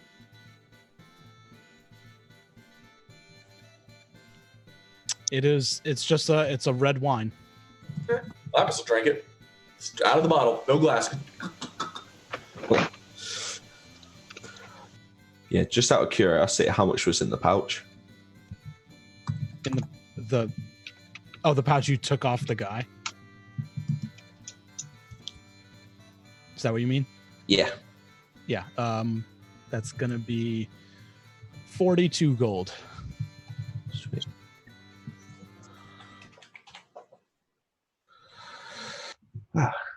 Yeah. So once Mark's got his drink and sat back down at the table, are the Harper's bros still here? Oh, and Milos found this. Milos has not had time to look at it because we are in a hurry, but And he will pull out the crank box that he found underneath the bar and just kind of set it on the table.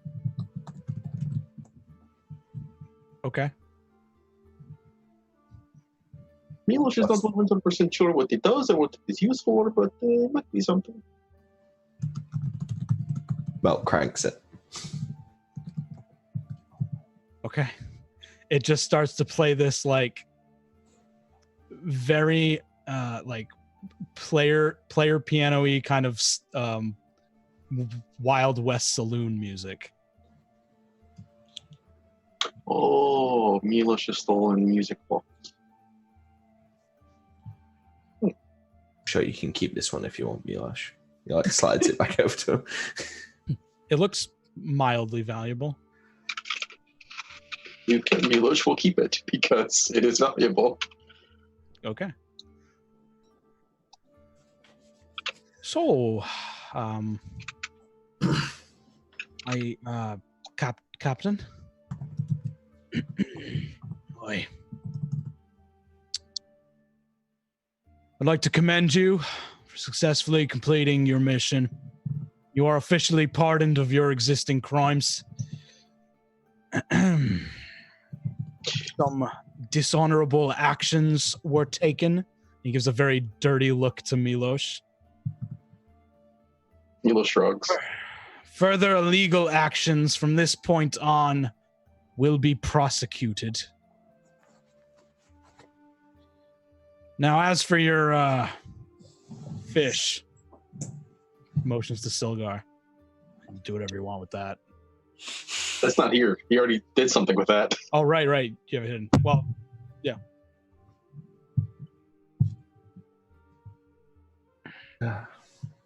Yeah. Thank you.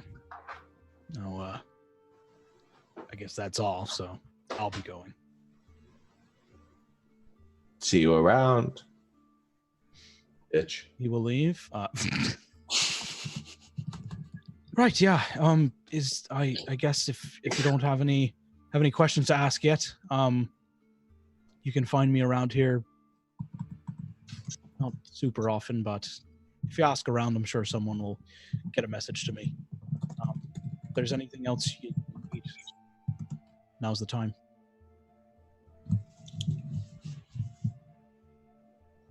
No. I'll be around the I forget the name of the bar every single goddamn time. Every time. Scroll through backstory.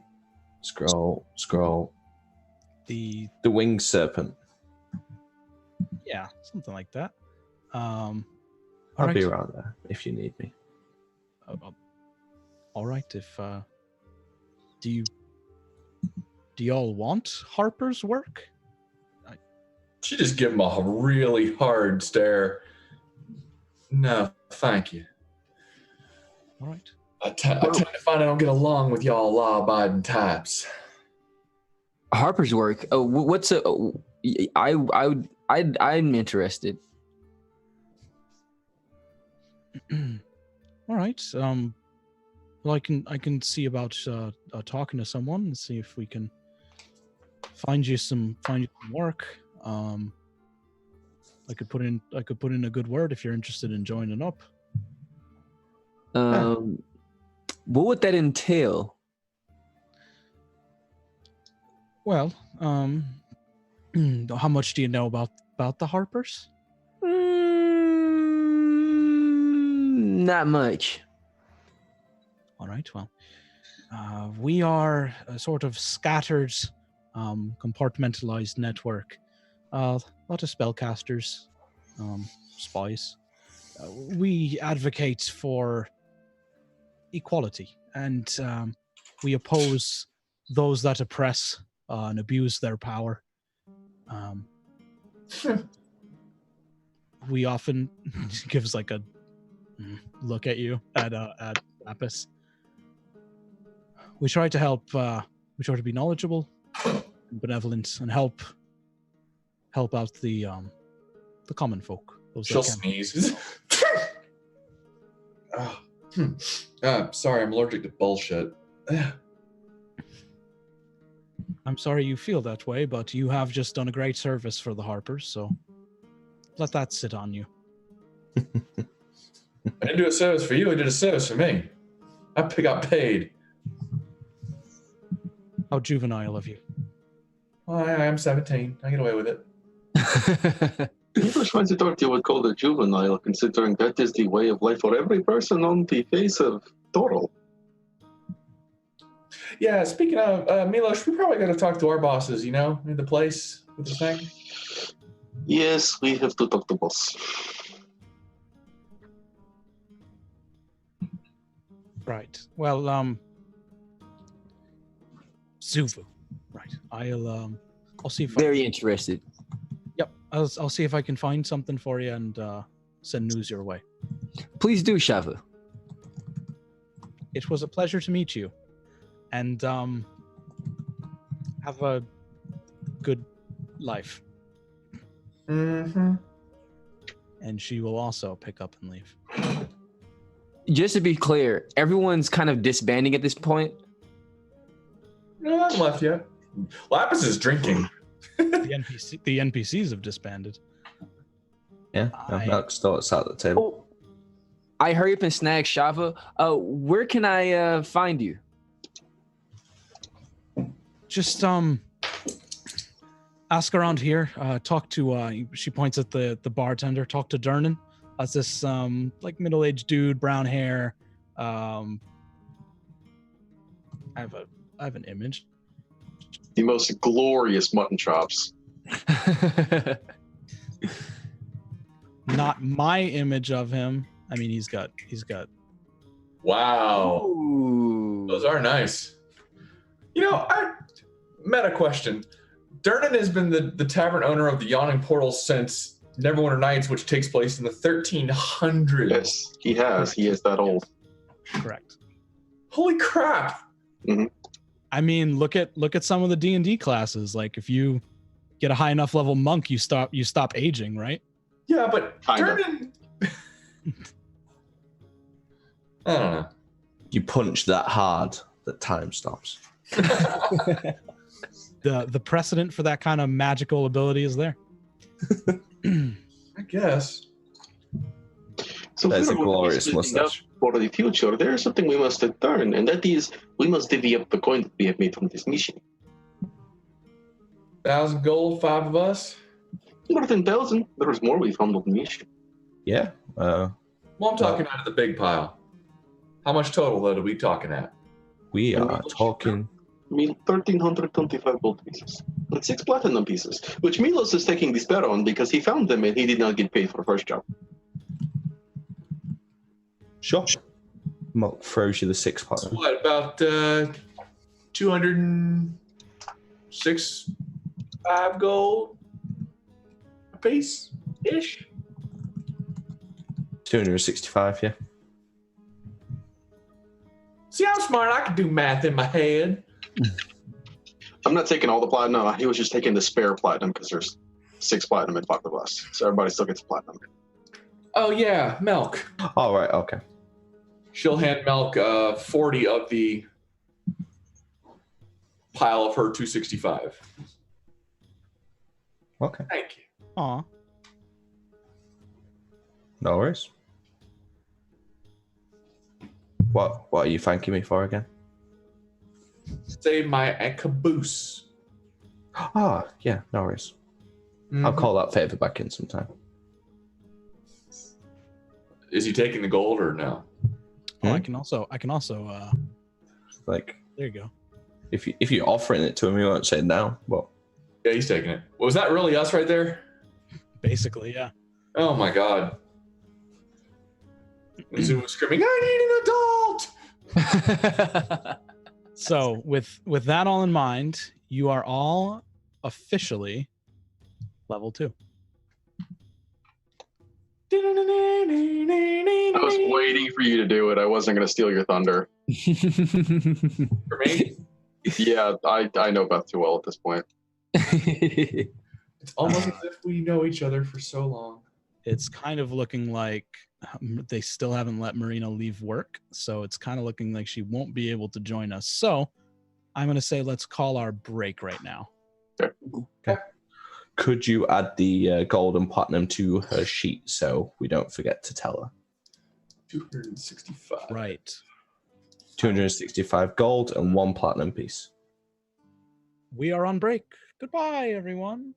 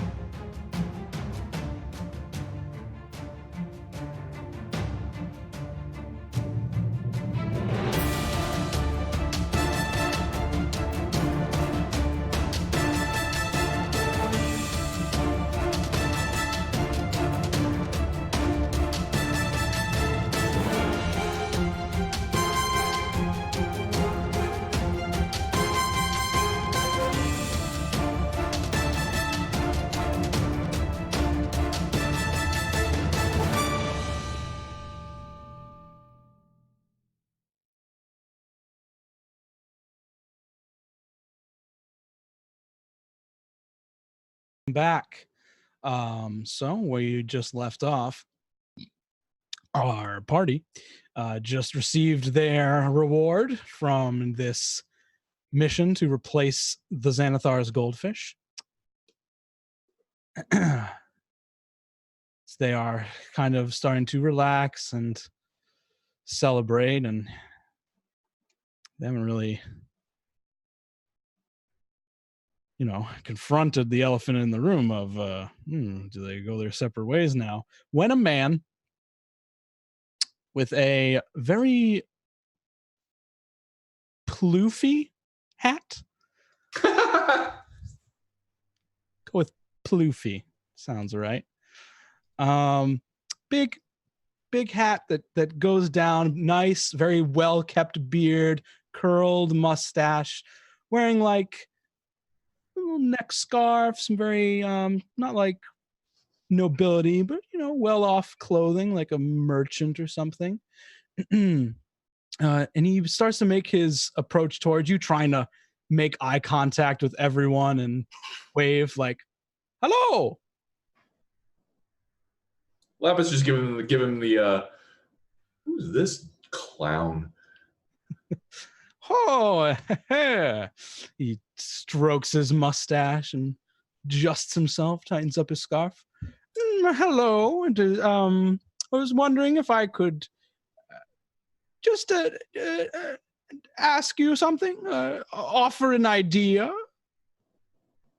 She'll put a hoof up on the table. She'll put a hoof up on the table, just very. Yeah? You're here to sell Milo something. You are here to sell something to that man. No. I am Volothamp Gadarm, chronicler, wizard, celebrity at your service. I'm most impressed. I have he gets kind of close and whispers. I have friends in the Harpers. Wait.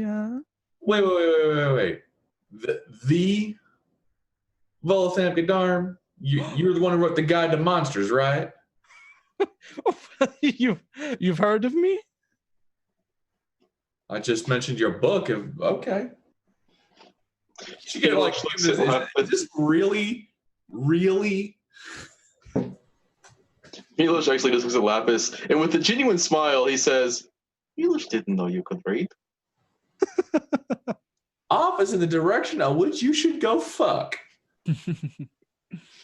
Please do not say that to Milos. Milos has been staring at flying naked tiefling all day.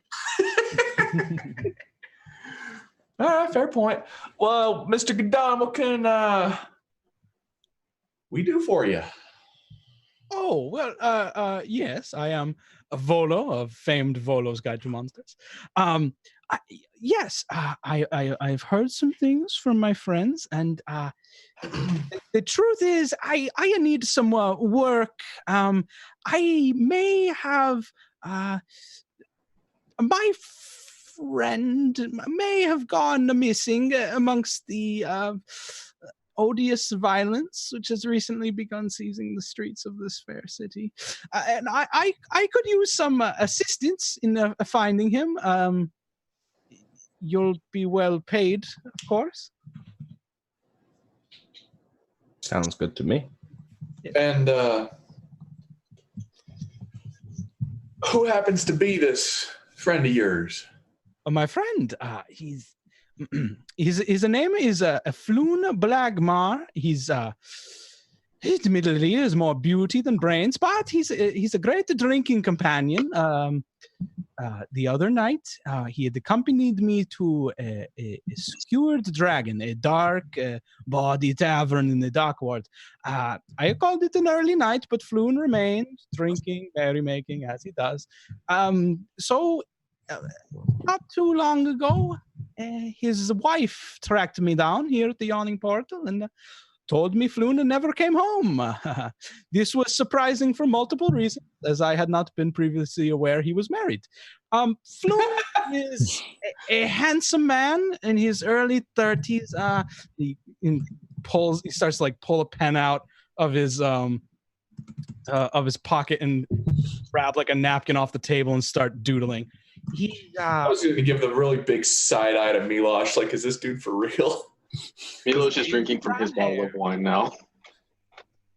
Yes, the wavy brown. Is that a name? That's a sound effect when somebody like sneezes too hard. No, that's his name. Wavy red blonde hair. Not difficult to pick out in a crowd, however, for he insists on wearing this gaudy 6-inch bas relief of a unicorn's head on the chain of blue pearls on his neck. So, no sense. No, it ruins his otherwise perfect form. Anyway, and he slips over the Oh shit! Where'd I put the handout? No. Oh, here we go. He slips over the napkin to you. This is Floon. Find this man, please.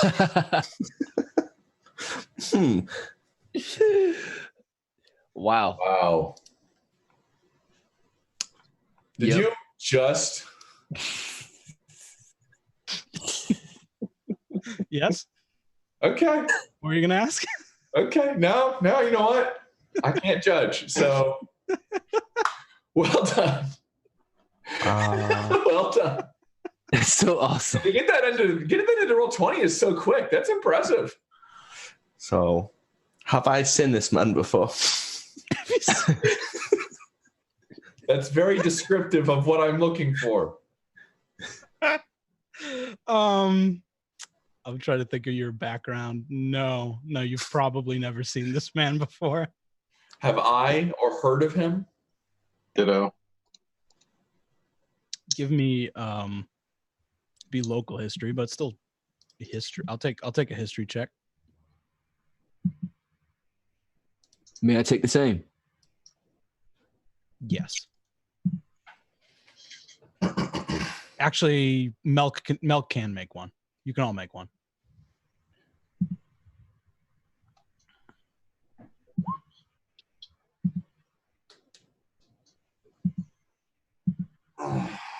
Turns out he was only mostly dead as opposed to all dead. He was partially dead. Give me the Zuvu roll. Give it to me. Sorry, I had a... There we go. Oh, I see. What? Wow, what is it doing? Okay, cool. History? Yes. Oh, shit. 20. Okay. All right, shit. Actually, That is a really good drawing, though. I mean, he's got high cheekbones, a really strong jaw. Yeah. It is. It is vaguely enough to trigger some memory for you, Zuvu. Floon Blagmar is a known bachelor, early 30s, native to Waterdeep, handsome, not very bright. You would have encountered him probably while investigating some crime back when he used to work in fest halls as a male escort. He would have popped back up into your notice, just like glancingly. Several months ago, there was a small story about how he came upon a married noble and is now now he is the one that is married to that noble. How exactly that happened, you don't know. That's kind of why you've like heard that story. It's so hey, like Milk, that might be a thing for you. You could marry in the nobility. Ooh. Well, Milk's adding it to the maybe possibility option. list. Yeah. Probably actually the easiest way, which is kind of sad to think about, but I'm sure you find the right guy, gal. I don't know. Easier and it is also the most lucrative because if they didn't meet at the end, you are a sole inheritor. Oh yeah. But yeah, that's what you know about him. Do I know of any foul play that happened to that divorcee? Is the person No. still alive? Like the not the one he married, the one that used to be married to his wife. Yes. No. I feel like there was a bit of foul play considering he lost his wife to another man. Yeah, but he didn't like wind up dead after. But he's still alive at least. Okay. Do I know the noble's name? Actually, what the hell? I asked Volo, just realized that. Volo, who was the noble that confronted you about the missing Floon? That oh no. I may have been not sober. I may not have asked their name. That wasn't smart. He's fine. This is not something that tall, poofy head man does not have to worry about. It just means that we charge you extra. Yep. And speaking of charging extra. Oh yeah. Oh I am willing to pay each of you 100 gold each. Okay. 10. I'll even do 10 up front as so dangerous or whatever. Okay. Should give a sidelong glance to Milos. Just what do you think? He kind of tilts his head to the side and gives a soft crack on the side of his neck. 100 gold pieces to find this man? This seems like extravagant payment to find missing person. You're not leading us into something where we're going to have to stab and kill and beat and butcher a whole bunch of people just to find him, are you? No. I care deeply about where my friend is. Okay, because Milos was not saying that was deal breaker, but we just have to talk proper price. No. I think for this amount of gold, we could put out some feelers. Milos and I happen to we know people. We can work something out. This can be done, no problem. How long ago did you last see him? When did you go to the bar? Last night. Which bar? It was the Skewered Dragon in the dock ward. Jesus, what are you doing over in the dock ward?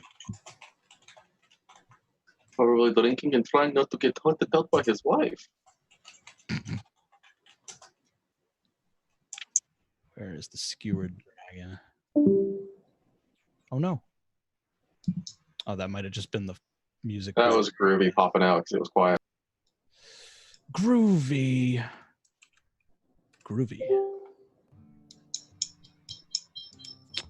Skewered Dragon is, I just had it.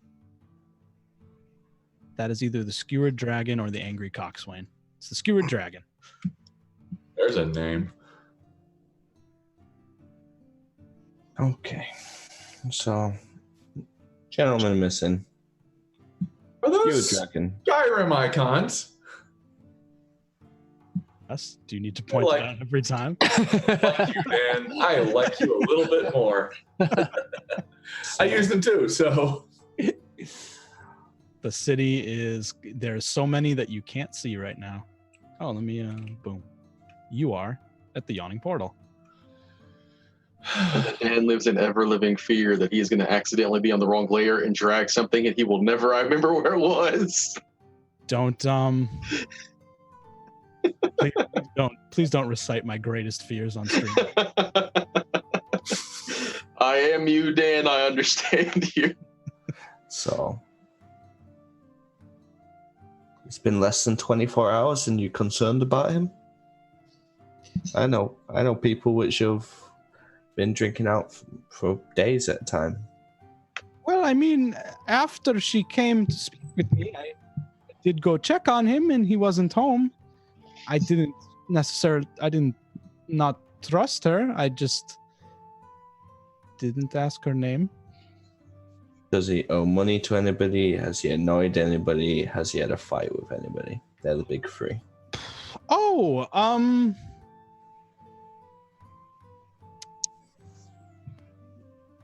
does all answer your question? All the To the above same person? is no. Just in general. Marcus Tell me rolls he's his one of them eyes. types that pisses people off. Floon is a beautiful man who says things that he regrets, and he drinks a lot. It kind of comes with the lifestyle. Okay, what do you think is our best lead? Like I said, if you have better ideas where to look than me, the last place I saw him was the Skewered Dragon. I think we will have that conversation in consideration, and we find anything, we'll let you know. Again, thank you so much. And almost But forgot. Milos must warn you. If anything does happen, because you have made Milos promise that we will not have to do difficult work other than find this rune. If Milos ends up having to bloody his hands, Milos' price will double. And if you do not pay Milos' double price, Milos will continue to bloody his hands. Yeah. Don't. I'm sure it will be fine. Hopefully, he's just. I mean, that's why I'm paying you so much. Just in This case. is why Milos is making sure his rates are fair. Yes. Well, here is the he pulls out some coins. Here is the 10 gold for each of you as a down payment, and the rest of it upon completion. Before you go, where can we find you? Oh, I guess I can kind of hang around here. If I'm not here, just ask around. I'm sure someone can send me a message or so. Without the house breaking eye contact with Volo, Milos will just say, "Do not need to worry. Milos will be able to find him."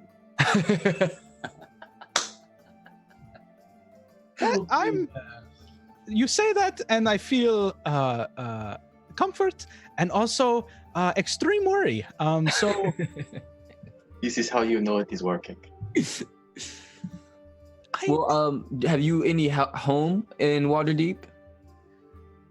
Yes. No. I'm sorry. He makes me nervous. No, I'm not. No, see, I'm I'm fresh off my tour for Volo's Guide to Monsters. I'm doing a little bit of research and relaxation after my tour here in Waterdeep. So, I mean, this is where I'm sleeping. Okay, cool. Okay. I think we can make this arrangement work. I thought we already had, but that is very good to hear. Just to be sure, you spend all night at the Skewered Dragon in the dock ward, and then you and No. I left early, and he continued to stay and okay, just checking. drink the night away. Good. All right. Milos is not into Terry. After all, we want to make sure we get this done in timely manner, don't we, Volo? Yes. Please just bring my friend back alive, and I will continue to accept your threatening sentences. You worry too much, Volo. Milos is just messing with you now. You have nothing to worry about unless you...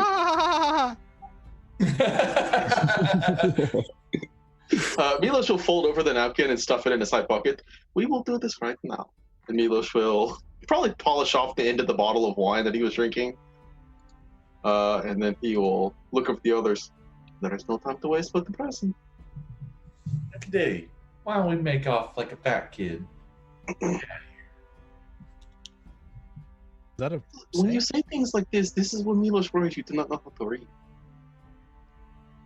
Listen, honey, I know how to do what I need to do, all right? You have made this painfully obvious. Keep talking trash. Your head's going up his ass. Milos has heard this threat before. It does not bother Milos. I think that was probably the first words I ever said to you, weren't they? Have a kitten. Milos does not know where you get these, but Milos does not think you're Just careful. a cat. Milos has seen enough of your pussies today. Ah. I couldn't resist that. I apologize to everyone that had Oh, heard that. that was a little uncalled for. Okay. Milos is just gonna go at this point. Just staring at him. Right. A couple of tavern goers like look over when you say that and just so, disgusting. Even Melk's like, oh, jeez. Wait till they find out that I only play with other vaginas. At that point, Melk just gets up and starts to walk towards the door. All right, so Alrighty. Well, what are we up to? I think the first thing we need to go do is Milos and I need to go have a conversation with our bosses. They might have a inclination, if you know what I mean. Sure. Me and Zuvu will head down to the bars. I'm Dragon. familiar with them. Sir, meet you back up at the... Well, right about right here then. Well, 2 hours? Why don't we meet at the Skewered Dragon? Alright, meet you there. Okay.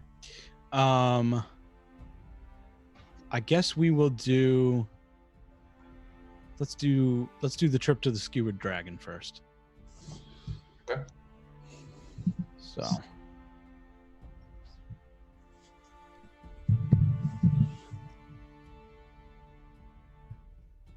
Yeah, as we're walking down, Melk will just turn to Zuvu and go, thanks for waiting me back there. When I woke up in front of the beholder, it wasn't a great thing, but filled me with confidence that you were still there. No problem. I was mostly concerned about, well, you just seem like a good guy, handling things at least non-violently, especially compared to our companions. And I'd hate to lose someone who, well, doesn't strike me as an evil fellow. He puts his hand on his shoulder and go, I'm not a good guy. But Zuvu just kind of slows his walk and thinks about it and then kind of catches back up with him. But you've put faith in me, so you can trust me. But yeah, I wouldn't classify me as a good guy. Other people have different opinions. Oh, what does Milk look like again? He's a tall, lanky fellow. He's got like bleach, like it's like platinum hair. It's not even grey. It's because it's got like a sheen to it. He's got bright yellow pupils in his eyes, pale skin. And he just has like I wouldn't say arrogant demeanor about how he stands and walks. It's just self-confidence. Mm-hmm. Okay. All right. Just imagine a car salesman.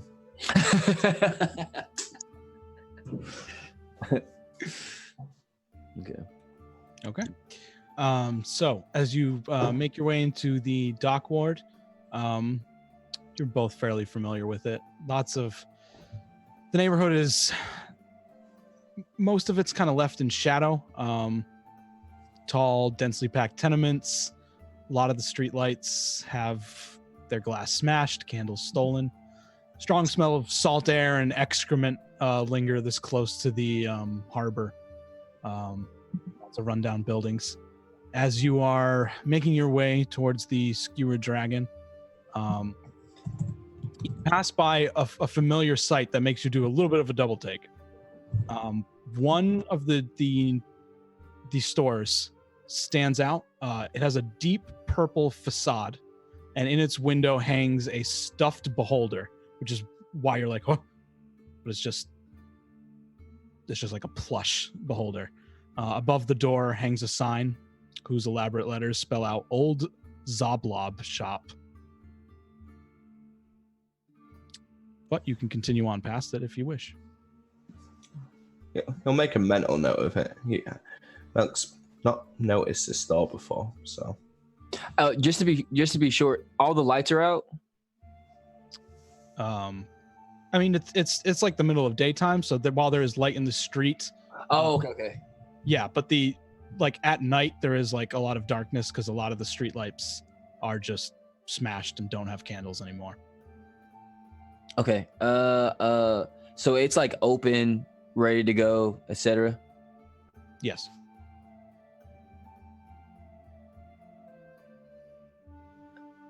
Oh, it's called Old Zoplop Shop. Yeah, I'll put it in chat. Old. That's such an awesome name. Zoblob Shop.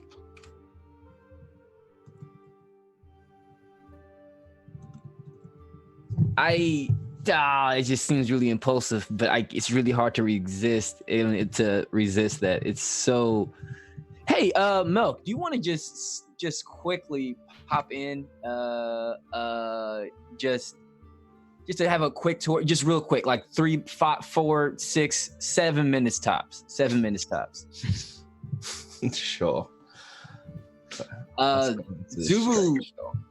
Zuvu uses a dash action to immediately get inside the Zoblob shop. All right. As you enter, this cloud of lavender scented purple smoke just trails out the door as you head inside. Every wall in this business is painted purple. Every dusty knickknack on the shelves is dyed a deep violet. And a hairless old gnome sitting cross-legged on the counter is wearing plum-colored robes. His cheeks are decorated with 9 purple face-painted eyes, just like circling his face. Oh my god, I'm in love with this man.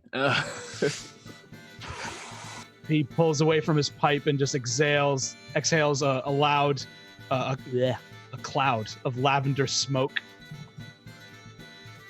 Hail and well met. Come browse the shelves of the most curious curiosity shop in the world. He would, especially Zuvu, you definitely know, he is a deep gnome, a Sverfneblin from the Underdark.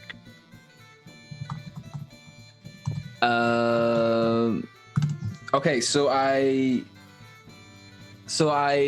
speak in Gnomish. I speak in Gnomish, or maybe like Namen, like just a Gnomish common kind of combo, and ask him like, what does he sell? What are the things that he's proud of? What are the things that kind of captures the essence of this story? What are the things Zoblob is proud of? Let's go. And he hops off the counter and starts walking around the shelves, just picking off random knickknacks. Everything is purple. Let's see here. How about this? It's this brass, like, prosthetic nose, just completely purple. Pulls up like, ooh, look at this, like a peacock feather, straight purple. Glass globe with a purple swirling like goop inside of it.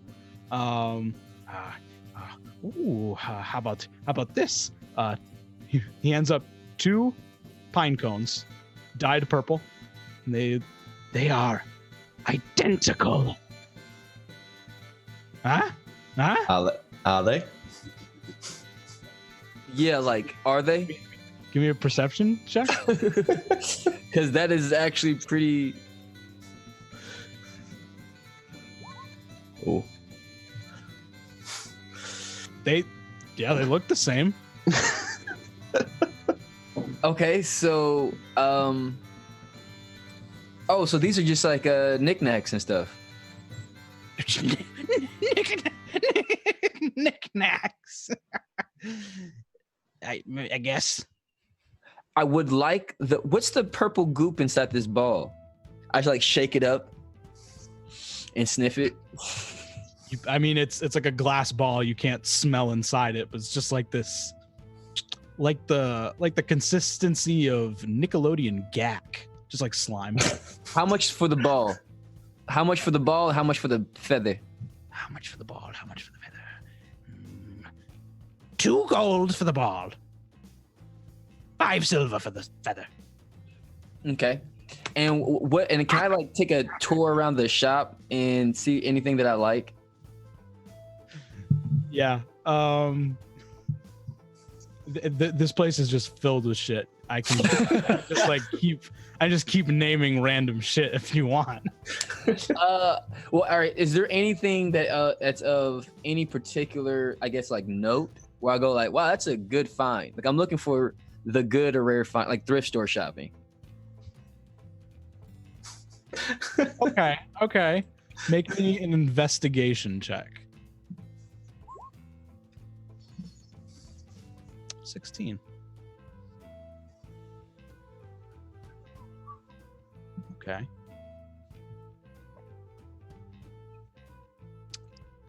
Okay. He has what appears to be like,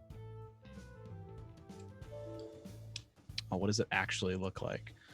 It's this like ornate elven designed fan, but a little like a paper, like a paper fan, except you reckon it didn't start purple, but he has turned it purple. Okay, so I want the fan, I want the feather, I want the ball, and I want him to paint an eye on my face. Oh God. Let me 3 see. eyes. 3 eyes. Boop, boop, boop. What is the cost of the fan? 700 platinum. Oh my God.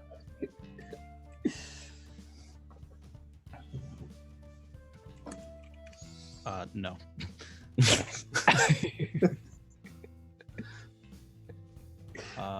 Okay. The fan.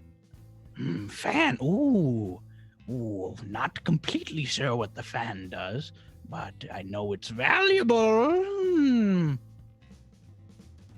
100 gold for the fan. Jesus Christ. Well, I don't say that because there's no Jesus, but okay, well, I'll take the ball, the feather, and the brass nose. How much does the brass nose cost? Well, group them all for 5 gold. Done. Take it. Oh, and how much can you? I want you to paint some eyes on my face. Eyes on face. He just he takes he wait, you just bought the ball from him, right? Yeah. Okay, never mind. He reaches around in his pockets and pulls out some kind of purple substance. It looks like the consistency of paste. And he just draws an eye on your forehead. No charge. Hey, thanks, man. See ya. I gave him the 5 gold, and I like hop out, and now I'm like a kid, like I'm just came from like a candy store. I'm just like, hell yeah, that was awesome. Tell your friends about Zablov. No relation to the eye tyrant hanging in the window. Goodbye. What? All right, yeah. So I'm on the way to the skewer dragon in the dock ward. Fucking okay. As we're walking out of Zoblob's shop, I'm gonna use disguise self on myself to make myself look like the henchman of Xanafer. Robierre? Yeah, Robierre. Okay. And because I was listening to him for over a minute, I know how to mimic his voice perfectly. That is true. Oh. Wait, you are walking in front of me though, right? Yeah. As we're walking out the store, you just see my image change. Okay, cool. Mask of many faces? Yes. Even better. Okay. So So do you walk out and just Grandpa Simpson right back in? Yep. Disguise now. All right. He is Zoblob is currently trying to pull his way back on top of the counter as you enter the shop. Oh, hello. I wasn't going up to Zabot, but I was just going up to Zubu. I'll whisper in his ear just to make sure he knows that I'm still Mel. I'll just change my voice back. It's me, by the way. I'm just I'm probably not too welcome in some of the bars in the dock ward, so I thought I'd change my appearance. Nice, very sharp thinking, Milk. And thank you for telling me, because I would be terrified. Yeah. We power walk to the skewered dragon. Okay. Now I understand. So while that is happening, Lapis and Milosh are on their way to meet, or hope to meet, with Davil Starsong, an elf within the Zentarum and one of your superiors, to try and find some information. As you're doing so, you also are heading into the dock ward. And as you turn a corner, you find yourselves on a street that has been cordoned off by the city watch. Lying on the cobblestones are half a dozen corpses, seemingly the victims of some terrible skirmish. Watch officers have disarmed and arrested 3 blood-drenched humans and are in the midst of questioning witnesses. One of the city watch members notices you. All right, get on. All right, nothing to see here. To do a sidelong glance to Milosh. He takes a moment to kind of look things over. A chord of what was said moments ago kind of ringing in his ear. Looking over these people, do any of them look familiar? Familiar to you? Yes. Or anything familiar about them? Okay. Yes. So, the three that have been arrested and have been stripped of their weapons, they're kneeling down, hands on their heads. They have kind of some of the familiar dressings of Zentarum agents, but you don't recognize any of their faces.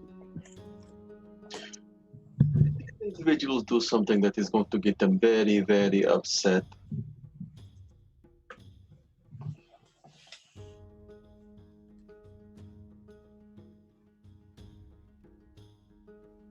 Dan, you mentioned earlier that there was fighting going on in the streets earlier. I believe Volo mentioned that. Yeah. Here, Shava. Yeah, you would be you'd be mildly aware of that. Yeah, so this is actually a good point to tell you a bit of information you'd be aware about. So, as Zentarum agents, you know that fighting has started to pick up into kind of, it's becoming a very hostile gang war between the Xanathar Guild, the Zentarum, but the issue is, to your knowledge, the Zentarum have not done anything to piss off the Xanathar Guild, but you do know that you are not the only faction of Zentarum in the city.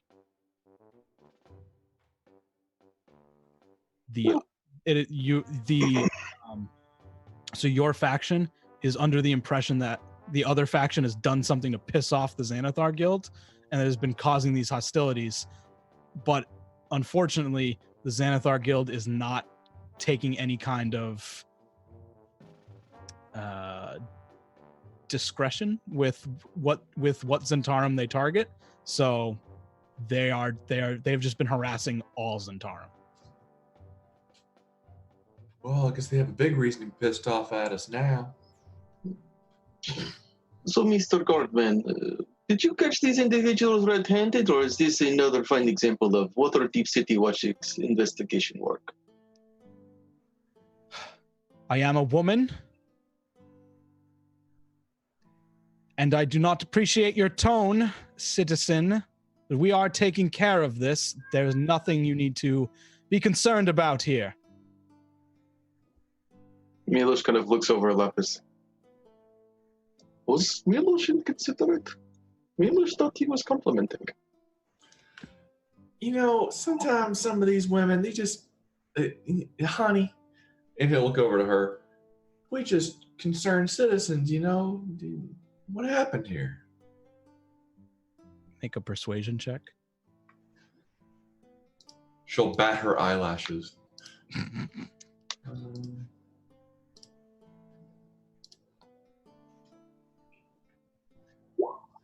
20. 20 is good. Just look, there was a bit of a clash between a couple of gangs, but it's handled. We got the culprits. It's under control.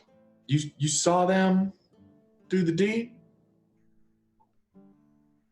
Is an official City Watch investigation. I am not at liberty to share that with you. Milos understands. We will be on our way so as not to impede or put into investigation further. Yeah.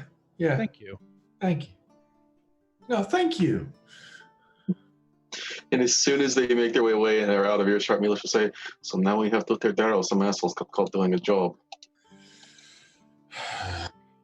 Their standards of quality for recruitment have definitely gone down.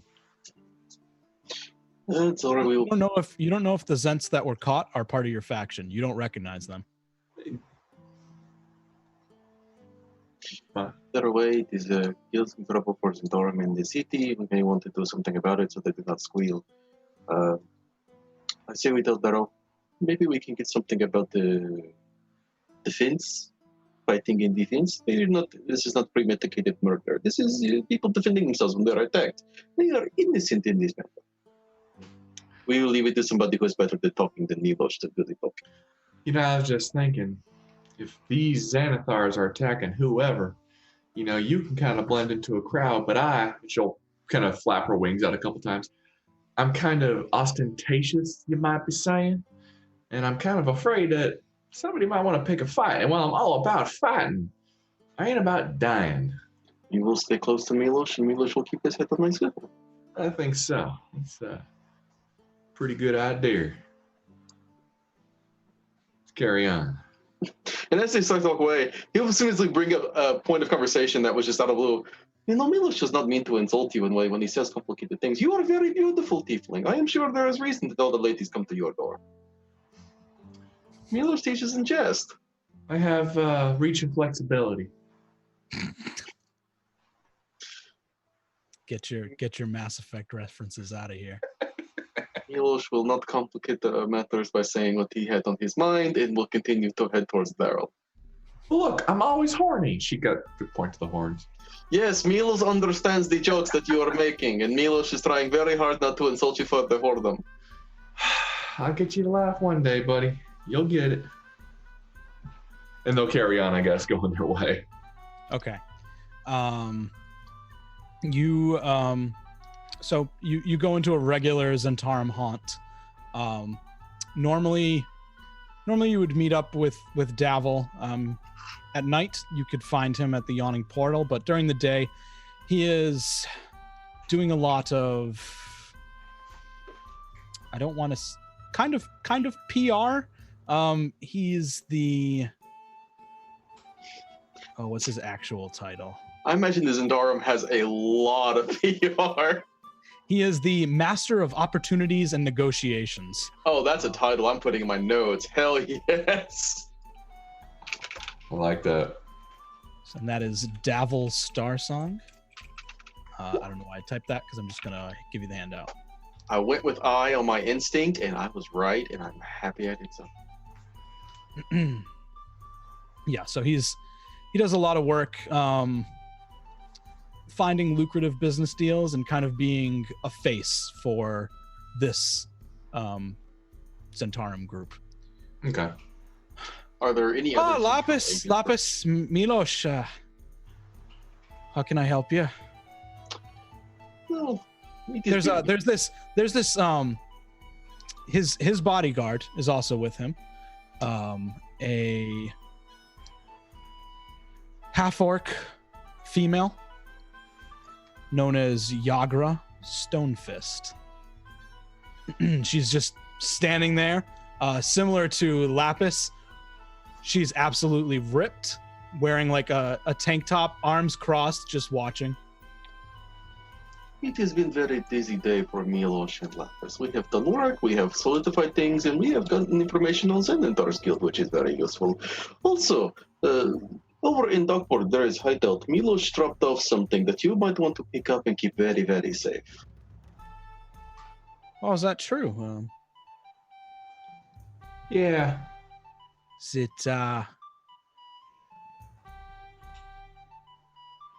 what might it concern? Let us just say that Zenithor's Guild has little fish that it likes to keep the eye on. Now we have little fish that we want to keep eye on. That's very good. All right, we'll drop by the house and pick up the goods. As of now, little fish is not missing, but Milos has feeling that we can convince the Zenithor that fish is missing. Well, sounds mighty dangerous. I don't. If we need to. I'll keep it in mind. We're just trying not to make the fight worse than it is right now. Yes, Milos understands, but Milos is planning for a what is word? It is the thing that you do to make sure that if something happens, you have contingency. Yes, that is what Milos is looking for. That is the word, Milos. Pleased as ever to see you grow your vocabulary. Why do people so offended? Milos was authority. Let's just put this information into point.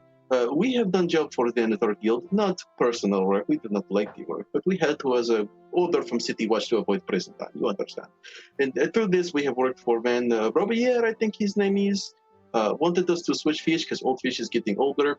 And he made us aware that if something bad happens to this fish, Zenithor might go crazy, start killing lots of people in proximity, specifically, potentially, lots of Zenithor agents.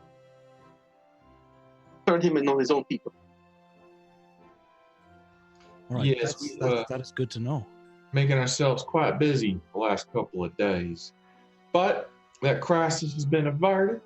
We don't have to worry about big old balloon head going crazy, at least anytime soon. Yes, now we on to personal work, which brings me to the next point. Have you ever heard of Floon? And he will pull out the piece of paper, the napkin that was drawn on, and just show it to him. We have been personally hired to find this man. This is the best that could be provided. We know his name is Floon. I do not remember his last name. I did not take note, but do know that he wears gold bust of Blackmore. Yes. He also wears gold bust of unicorn. Pretty identifiable. How am I?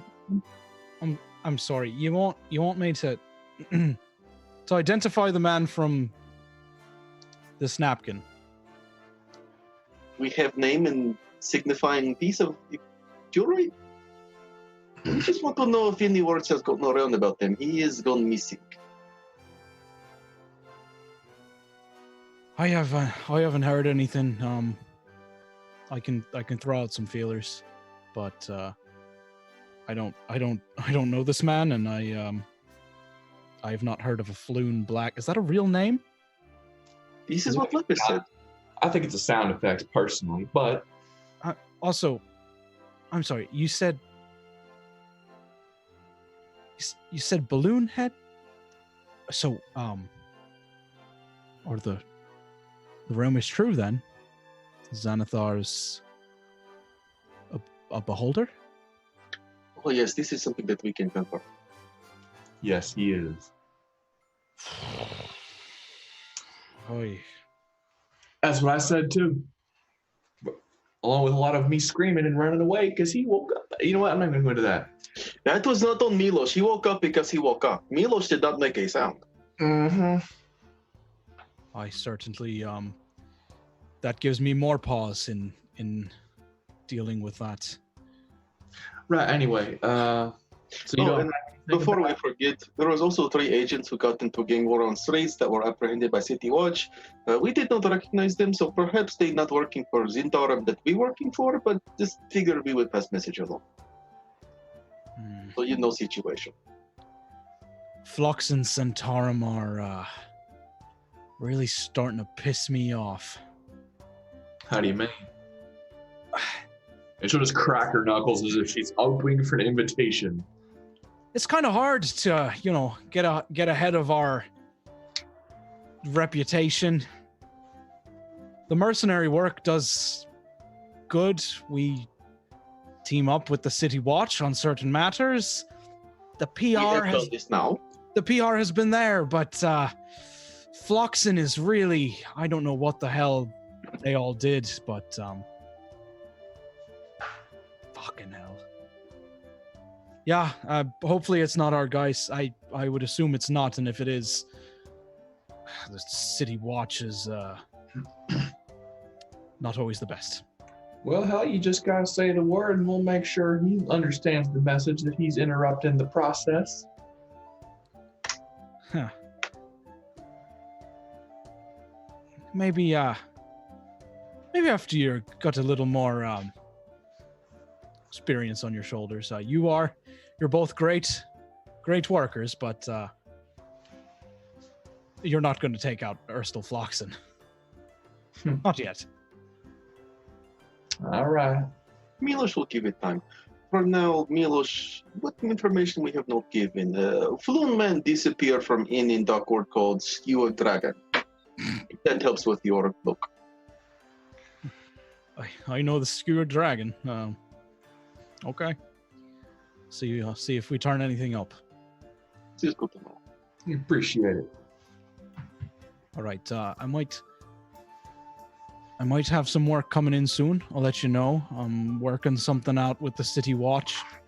Something that they're having a little bit of an issue with that we might be able to help with. And that, if we help the Watch, that helps all of us. So I'll let you know. Milos agrees. Milos and Trappist will go into work. Always good to see you, Daffel. Yakra, looking good as always. One more thing. We have made deal with the Volotamp man with poofy hat, and he is idiot. He is going to pay us. If he does not pay us, I would like to know where he goes. If we could keep eye on him too, Milos would very much appreciate. Well, I hope he pays you, because, yeah, I know Volathamp Godarm. He's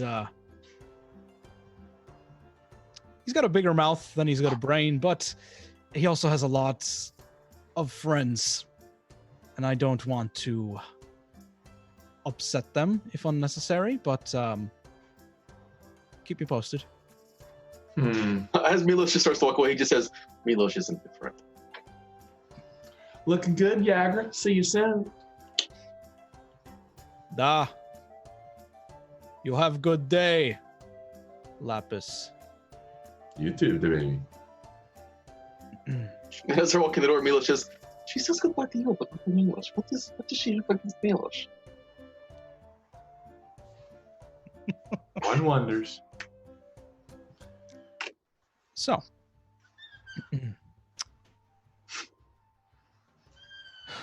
I think that was the end. At the,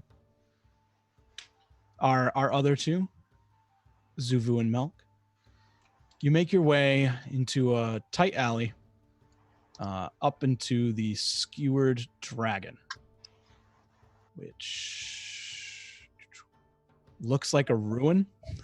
Both of its front-facing windows are completely smashed in. There's a ship's anchor lodged in the roof of this building, and you can see through the windows a group of haggard patrons drinking from huge tankards.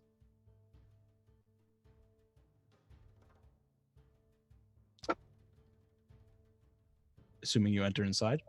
Yeah. So It is mildly lively for the afternoon. Number of tavern goers, as well as a rather disgruntled bartender. Okay. Does anybody stand out in particular? Anybody of like a violent nature? Like looks like a local thug. There's this broad-shouldered dwarf. His black beard, smoothly oiled, silver rings, multitude of them, all different ones on his stubby fingers. And he's kind of looking a little inebriated at the bar, saying something to the bartender. Off! Yeah, all right, yeah, fuck you. No, sorry, miss. Sorry. Yeah, that's my last drink, Mom. Picks himself off the stool, and you watch as he like slides up behind a couple of halflings at a table, and while they're not looking, he looks around quickly and just grabs one of their tankards and walks away, drinking it. Is it good to sit down? Yeah, he goes, sits down in a corner, drinking by himself at the moment. Super. I think that's a good place to start. All right. Lead the way. I'll go get 2 drinks from the bar. Just anything. Okay, pay like 4 copper or something. Okay. So, and I go sit down at the gentleman's table. As you sit down, he kind of sticks his chin out, puffs up his chest, puts both of his fists on the table in front of you. Yeah, what? Yeah. Oh, I was just gonna offer you a free drink, but free drink. All right, take that. Slide one over to him. Thank you, stranger. Solomil Silverfingers, what's your name? Shit, what's my name? Rogier. Holding out his mitt expectantly. I reach out my hand and I'll go, my friend's name is Rogier. We're wanting to talk to you for a bit. All right. Listening. So, the other night, was there a bit of a interesting gentleman? I'll put it that way. Tall, red hair, has a unicorn horn around his neck. The skinny boy. Yeah. Him. Yeah, and his pompous buddy. What about him? Has he been in here since yesterday? Been in here since no. Nah, he's saw him here last night. Okay. So, what time did he leave?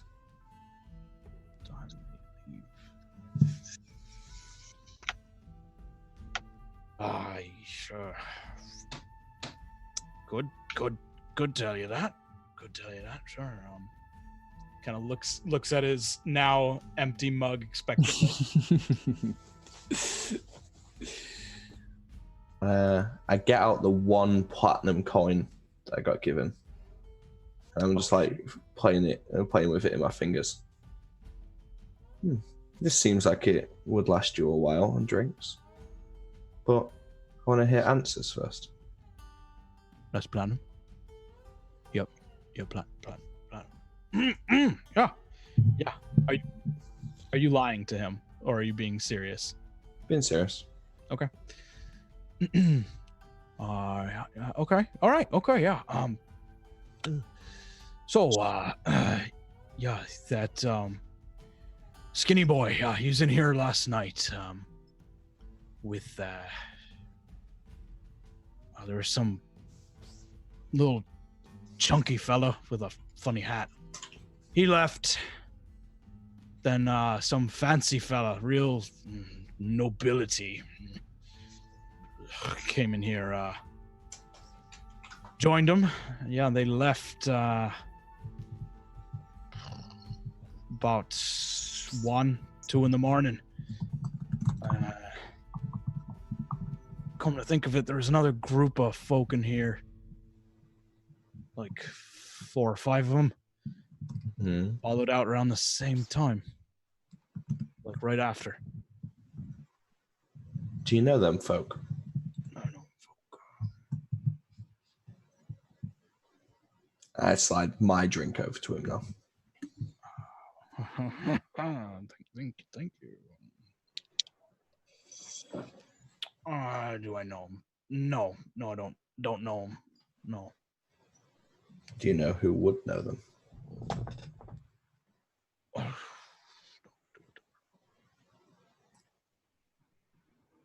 And if he's thinking about it, I'm slowly putting the platinum coin back in my pocket. No, they they had I don't know who know him, but they had one of them on his back of his hand, a tattoo, black. What was it?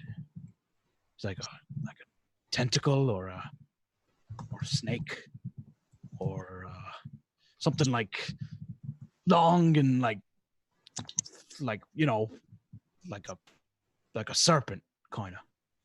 Okay. And have you seen them people since? Have they been back in? Well, it hasn't even been 12 hours, has it? But, No, I've not seen him. Okay. Is that, Can I insight check him? Yeah, go ahead. I will roll something. Whether or not it's deception or persuasion, you'll never know. You don't think he's lying to you? Okay. He's now like locked onto the platinum piece. Yeah. What did the other? You said a guy had a black serpent or a black tentacle on the back of its hand. Yeah. What did the other 4 people look like? Or I'm sorry, it was a group of people. Do you know how many people? I was like, I didn't count them, Gov. It was like 4 or 5. They're wearing cloaks, which isn't unusual. It is the middle. It is still winter, but they never took their hoods down. Did you ever see them order a drink?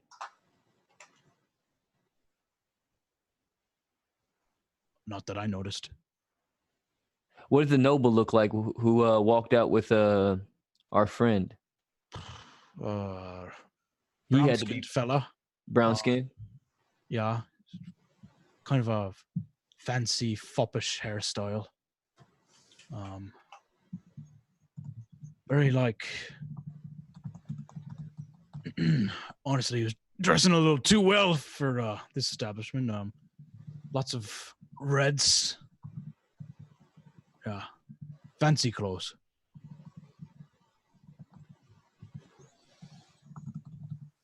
Okay. Okay. Yeah. Okay. So I'll give you this today. And if you come find me at the Winged Serpent, when you ever think you have useful information, there might be some more coin in for it. And if I'm not there, just pass a note to the lady there called Sandra. She'll get it to me. And I'll slide the platinum coin to him. He takes the coin, pockets it. I'll do that. Yeah. Let you know. Okay. And I'll like elbow nudge Suvu. We'll go. Okay. Now Zuvu's passive investigation is 60. That'll work. So As you exit the bar, something you did not notice before, there's a couple of blue beads on the ground.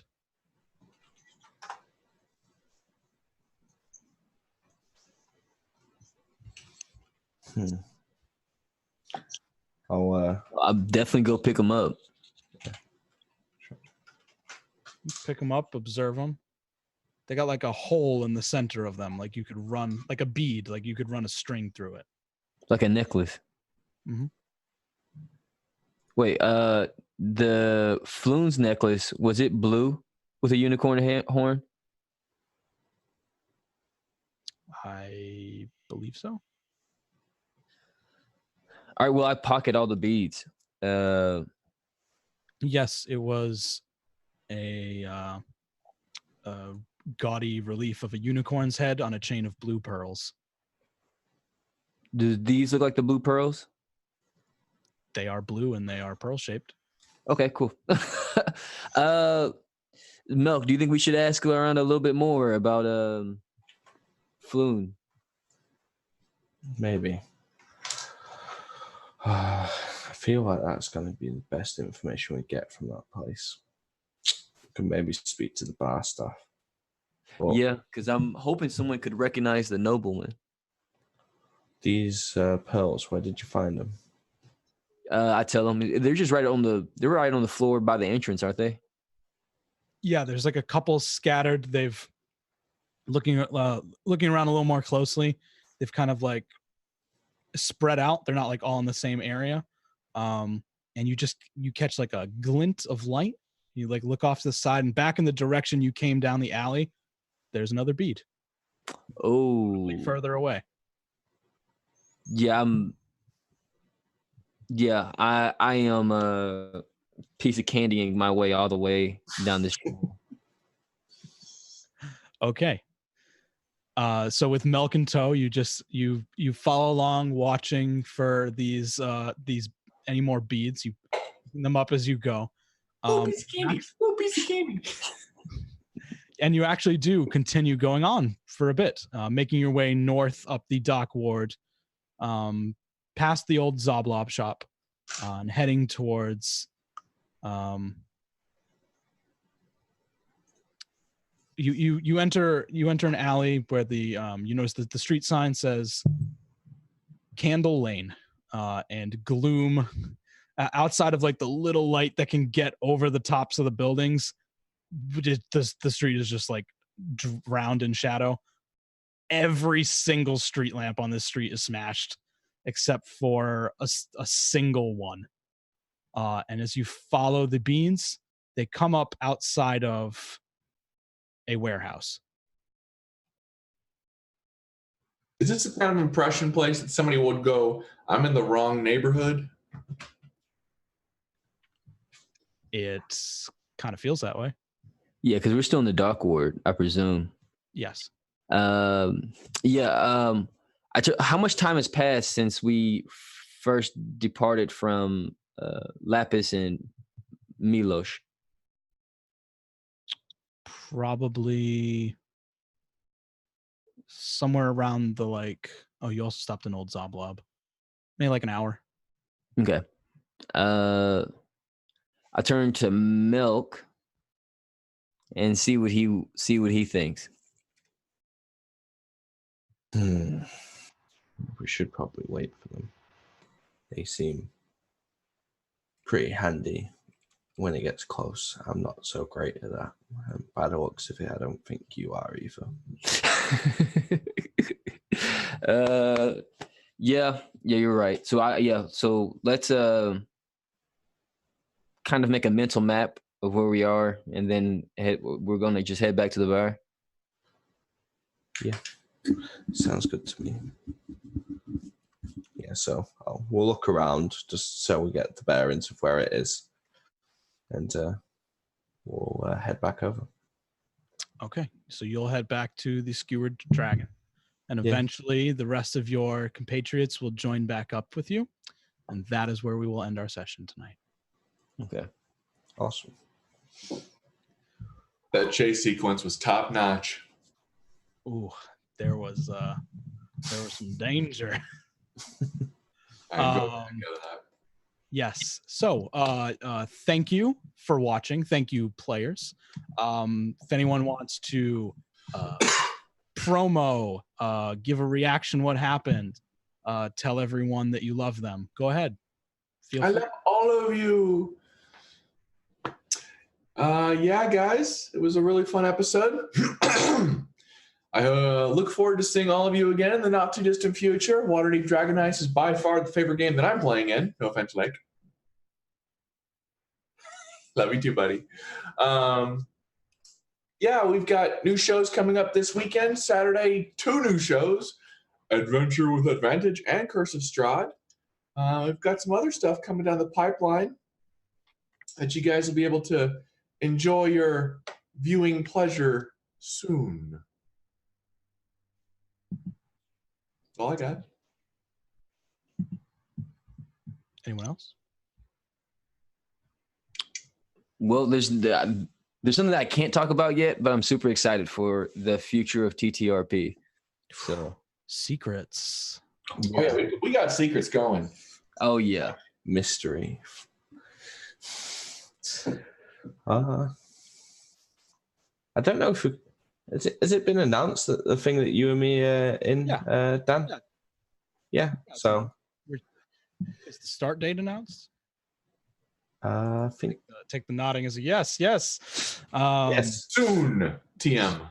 Soon. I think it's on the calendar, our schedule, which is being posted in the chat. But yeah, so me and Dan will be in a game of Cult.